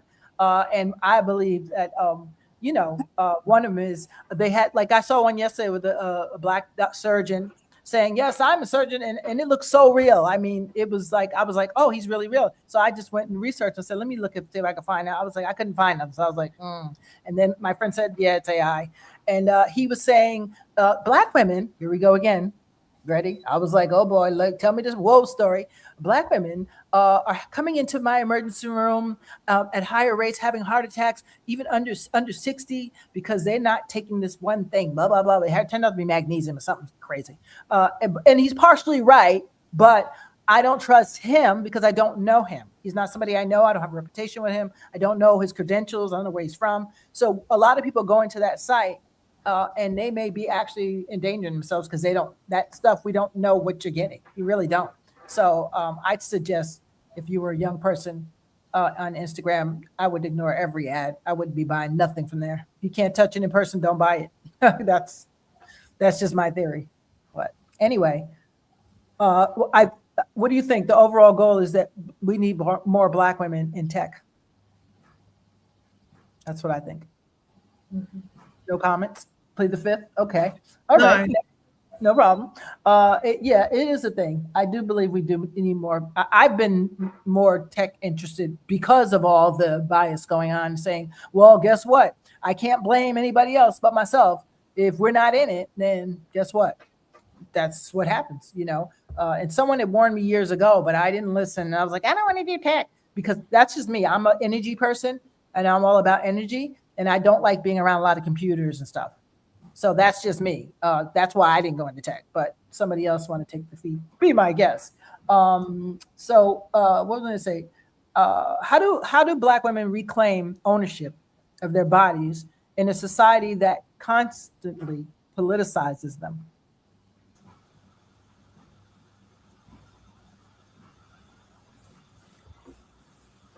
I think that we should need to be more informed. And I think that we should be able to create more spaces where, our bodies aren't up for debate. That shouldn't be the topic of discussion. I feel like we are who we are, and all of us are beautiful in our different shapes and sizes. I just think that it's important to create our own spaces and have informed voices. Mm, mm. Makes sense. Makes sense. So what role does community and sisterhood, play in protecting Black women from isolation and misinformation? We got to push our own stories. Again, create spaces and platforms to push our own stories. Tell our own truths. And not be afraid to do it. Even if it comes from a space of helping others. and relieve the stigma and the self-esteem issues and the fear of being exposed. I just think that we should, you know, create a space, a safe space to be able to tell our own stories without judgment. Yes, absolutely, without judgment. I agree. I Yeah. agree. I agree so much to the point where I don't know if I can say her name. Our fellow comedian, Miss Haddish. Oh, If anyone has not, please make yourself available to watch. I know she named it after the Girl Trip movie, but this is her personal girls trip where she took a few girlfriends of hers back to Africa and went on a spiritual journey. It is so beautiful because it gives a glimpse into the medicinal, like we just spoke on. It also gives a light into the spiritual, and then the biases from the way that we seek healing to the biases that we feel are put on us that we shouldn't feel okay to experiment. Not so much experiment, but be open to healing in different ways, as long as it's not in the dark, but different ways to disparage that, because they were going through, I think they went to Zimbabwe, they went to Ghana, they went to Cape Town, and it was just so beautiful just to see her express the things that were put on her, because we all know she's got quite a backstory of, gossip on her. And she addressed that, and the things moving forward, how it affected her mentally, how reading in the comments and all of that stuff affected her, how trying to seek counsel from those around her, also those that helped, those that didn't help, how that also affected her, and how at the end of the day, she had to seek from self and shut all the noise out to be able to focus on her own mental journey and then bring her sisters in with her, which is kind of what we're talking about, right? It's like you have your own thing that we go through, but also we don't forget to reach our hand back out to pull in our sister next to us that also is going through and maybe needs to have some of that medicine as well. So I think that, a lot of the things that I learned from that, I think it's like 4 episodes that I learned from her, it enlightened me, because she went through talking about her girlfriends and what they've gone through, how they didn't necessarily feel open enough to speak out loud, how in their lives they were labeled as strong women. So you should be able to handle this, as we talked about. She talked about so much. So I think, I'm definitely touching on that because I don't want to give away too much, but I definitely want y'all to watch that, because it's so much that we're talking about today. And I don't think that they got enough what do you call it, airplay or commercial or, knowledge out there, put out there about it, because it speaks to a different side of her that we were not, we as women, we know we get a lot of labels put on us, and it just talks about it. It breaks it down. It goes through the things that we're talking about. And I don't know, it really helped me in aspects of ways where I know I'm raised Jehovah's Witness. I found my own way when it came to being interdenominational. I found my own spirituality as I got older, and then going across all of, the religions and seeing which ones were man-made, which ones didn't fit, which ones were cultivated and maneuvered, and, and what I felt internally. So I think for us to answer that question that you were just, posing, getting to our spirituality and being able to not feel ashamed to explore different ways of healing. It's not going to help us. It's not going to hurt us. It's going to help us. It's not going to help. It's more than help. So, yeah. Thank you for that. Of course. And FY, we can't see you, right? But it's okay. It's okay. We can hear you. That's all that matters. Oh, you can't see me? No. I was like, I don't think she knows, but that's okay if you can't. Because it says my camera's on. That's weird. What about now? I see the circle come, but I don't see you. It's okay. Well, I mean, we'll just deal with it for now. It's okay. Really? Okay. Yeah, I just thought it was funny because it happened before where someone said, "Oh," and I was like, "Do you know I can't see you?" So I'm just letting you know. That's okay. Oh It's wow. Okay. Because your we screen can look it different shows me ways. on the screen, and then it shows me on the second screen too. Really, in the bottom. Uh-huh. Where are you at? Oh, It has me under your screen right next okay. to the doctor. Okay. I see. I see now. Okay, because I Uh-huh. was like, I can't see you. There you are. Okay. I wonder if huh? Let me see. Do I need? I don't have to hit anything. I don't think. Yeah, I don't know. It's black. It's black on my screen there too. It's okay. Don't worry about it. Okay. We're just 2 questions left, so it's okay. Okay. So how have you each reshaped the narratives personally in the media for yourselves? You know, just going about your everyday business in media, um, tech, literature, and leadership spaces. Like, have you done anything personally to make a change or create a change? Personally, I try to stay off social media except for posting my shows now. That's what I'm doing because it's I too much. think for me, just showing up as my authentic self and having my voice and walking in purpose. Mhm. That's how I change the narrative, by following my own calling, because I can't do anything that everybody else does. So Right. I have to be obedient to the Lord for the calling on my life, and I have to show up as my authentic self, as my best self, Right. and make sure, as we've been discussing, doing the inner work so Mhm. that I'm not bleeding on other people as I show up, because a lot of times we'll show up in life and we're damaging other people because we're not healed. We're not coming from a place of healing. Right. So that's how I can change the narrative. Right. That's a good one. Everything that she just said, I totally agree with. And I'd like to add, by staying aligned, staying aligned is key. Mm. And that helps you stay on your purpose and to give and to shine unapologetically. Mm. Mm. That sounds good. What was the last one? So what I'm gonna you guys can ask something when I finish, but this is my last question because I know it's been a long time. What messages do you want young Black girls listening today to understand about who they are and what is possible? I would I would say first and foremost, learn to trust your gut. Mhm. If it doesn't feel right, Mm. maybe you shouldn't be going there. Maybe you shouldn't be doing that. If it doesn't feel right, you Mm. have options.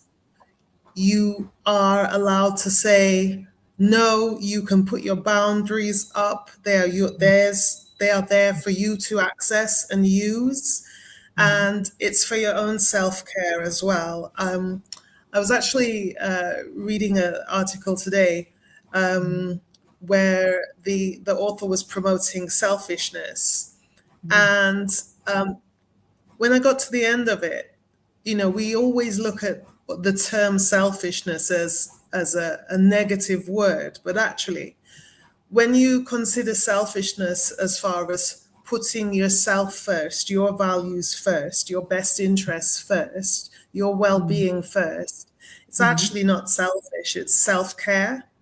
Right. So that's what I would put forward. Especially speaking to anybody young, or if I had the opportunity to speak to my younger self. I have a Mhm. daughter. I instill as much as I can within her as well. She's still young, so everything within its appropriate context. But Right. but yeah. Wow. Hmm. And I agree because you can't pour from an empty cup. There's no way to pour from an empty cup. So I agree with you. It's selfish. The word selfish has often a negative connotation, but you cannot pour from an empty cup. And for me, the messaging that I would like to give is what I spoke about earlier. Um, we do need community, we do need a collective, Mhm. but it is grace that leads you to your mentor. It is grace that leads you to your community and to take those necessary steps to reach for your community, to have the strength, the stamina, the wherewithal, the bandwidth to reach for your community. And who is the author of grace but God? So that is my message. God is there no matter what. So that needs to be cultivated and remembered, and it's always there. And then I think I would like to see young people be still and let God tell you who you are. And I'm going to say who you're not, which is a problem to be solved. You are not a problem to be solved. Right. And that's my message. I like that. You are not a problem to be solved. Woof. Anybody else? I would say to really cultivate your faith, because that is the core of just everything. We can run after the career, we can chase after the money, we can do everything under the sun, but if you don't have a strong faith, for me, I'm a believer, and I just, that was the saving of my life.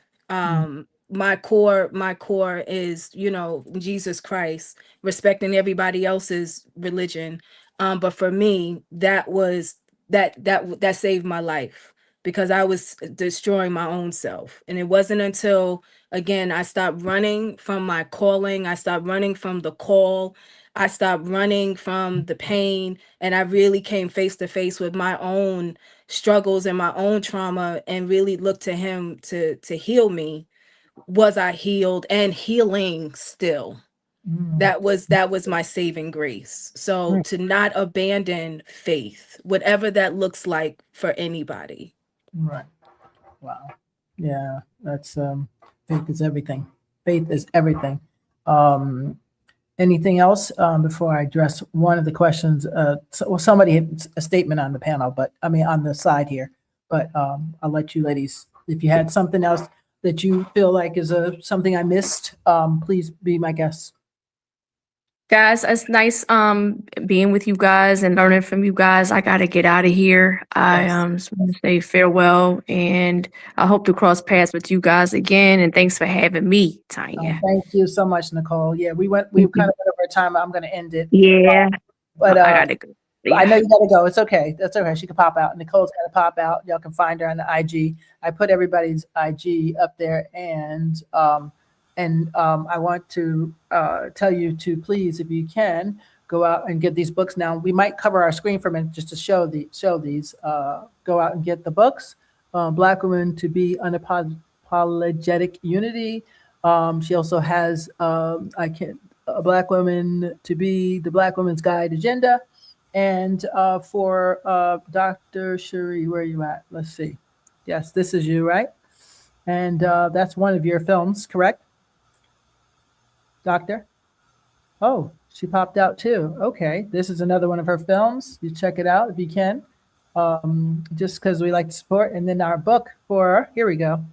Yes, My Love Letters to the Grieving, we have there. If you need to know how to get to anything, of course, you can always ask me, because I'll always give you the link to wherever it is you need. And I appreciate everybody on the panel for taking time today. I know it's been a long time. No, it's been a long day. You are phenomenal. Thank you. And keep doing what you're doing. You're fantastic. Everyone on here is lovely. Thank you. I just want to give you your flowers, Tanya, and tell you that you are phenomenal, and that just keep it up. This is my community. So it's and then Nicole added me to some other new community, which I love. So I'm so excited, because that's how it happens. You build, and you find a good group of women and you stick to them. So that's what I do, and I got them on every continent, because you have to. You never know. But anyway, so I appreciate you ladies. I couldn't have did it without you. And we didn't get to dating. That was a whole nother thing. But luckily, Kashawn did mention, marriage stuff. So that was good. But I had wanted to get to dating, but that's okay. We'll do that for another show. So today's conversation was not about defending Black women. It was about telling the truth, right? We are leaders, we're innovators, we're caregivers, creators, and we're visionaries, despite the narrative that is pushed about us. Black women continue to rise, we build, and we redefine success on our own terms. And for every young girl that's listening right now, you are powerful, you're protected, and you're positioned for greatness. And if you're an ally, then you know what you got to do. You know what you got to do. You got to help also stop advancing those stereotypes. So when you go into media, you know you won't be the reporter doing that, right? Or you own the radio station, you know that you won't be putting those biases or whatever it is, corporate life, whatever. So that's why it's important for everyone to hear it. Some people saw the title and the thing said, "Oh, it's only for this people." No, it's for everybody. It's really for everybody. Because again, only we can tell our stories. Nobody else can tell them. They'd like to, but they can't. So I just want to thank you all for joining us and for listening to this special episode on the Town with Tanya. Yeah, we'll see you next Sunday. We have a lot of good shows coming up for you. And ladies, again, I love you and I appreciate you so much. And I'm always here. You guys are my village, and I will call you if I need you. Yep. Just saying. Thank you all. Thank you. God bless Have a each great of night, you. everybody. Hang out 1 second while I say goodbye. Hang out 1 second while I say goodbye, because I have something to tell you. Just 1 second. Let me just say goodbye.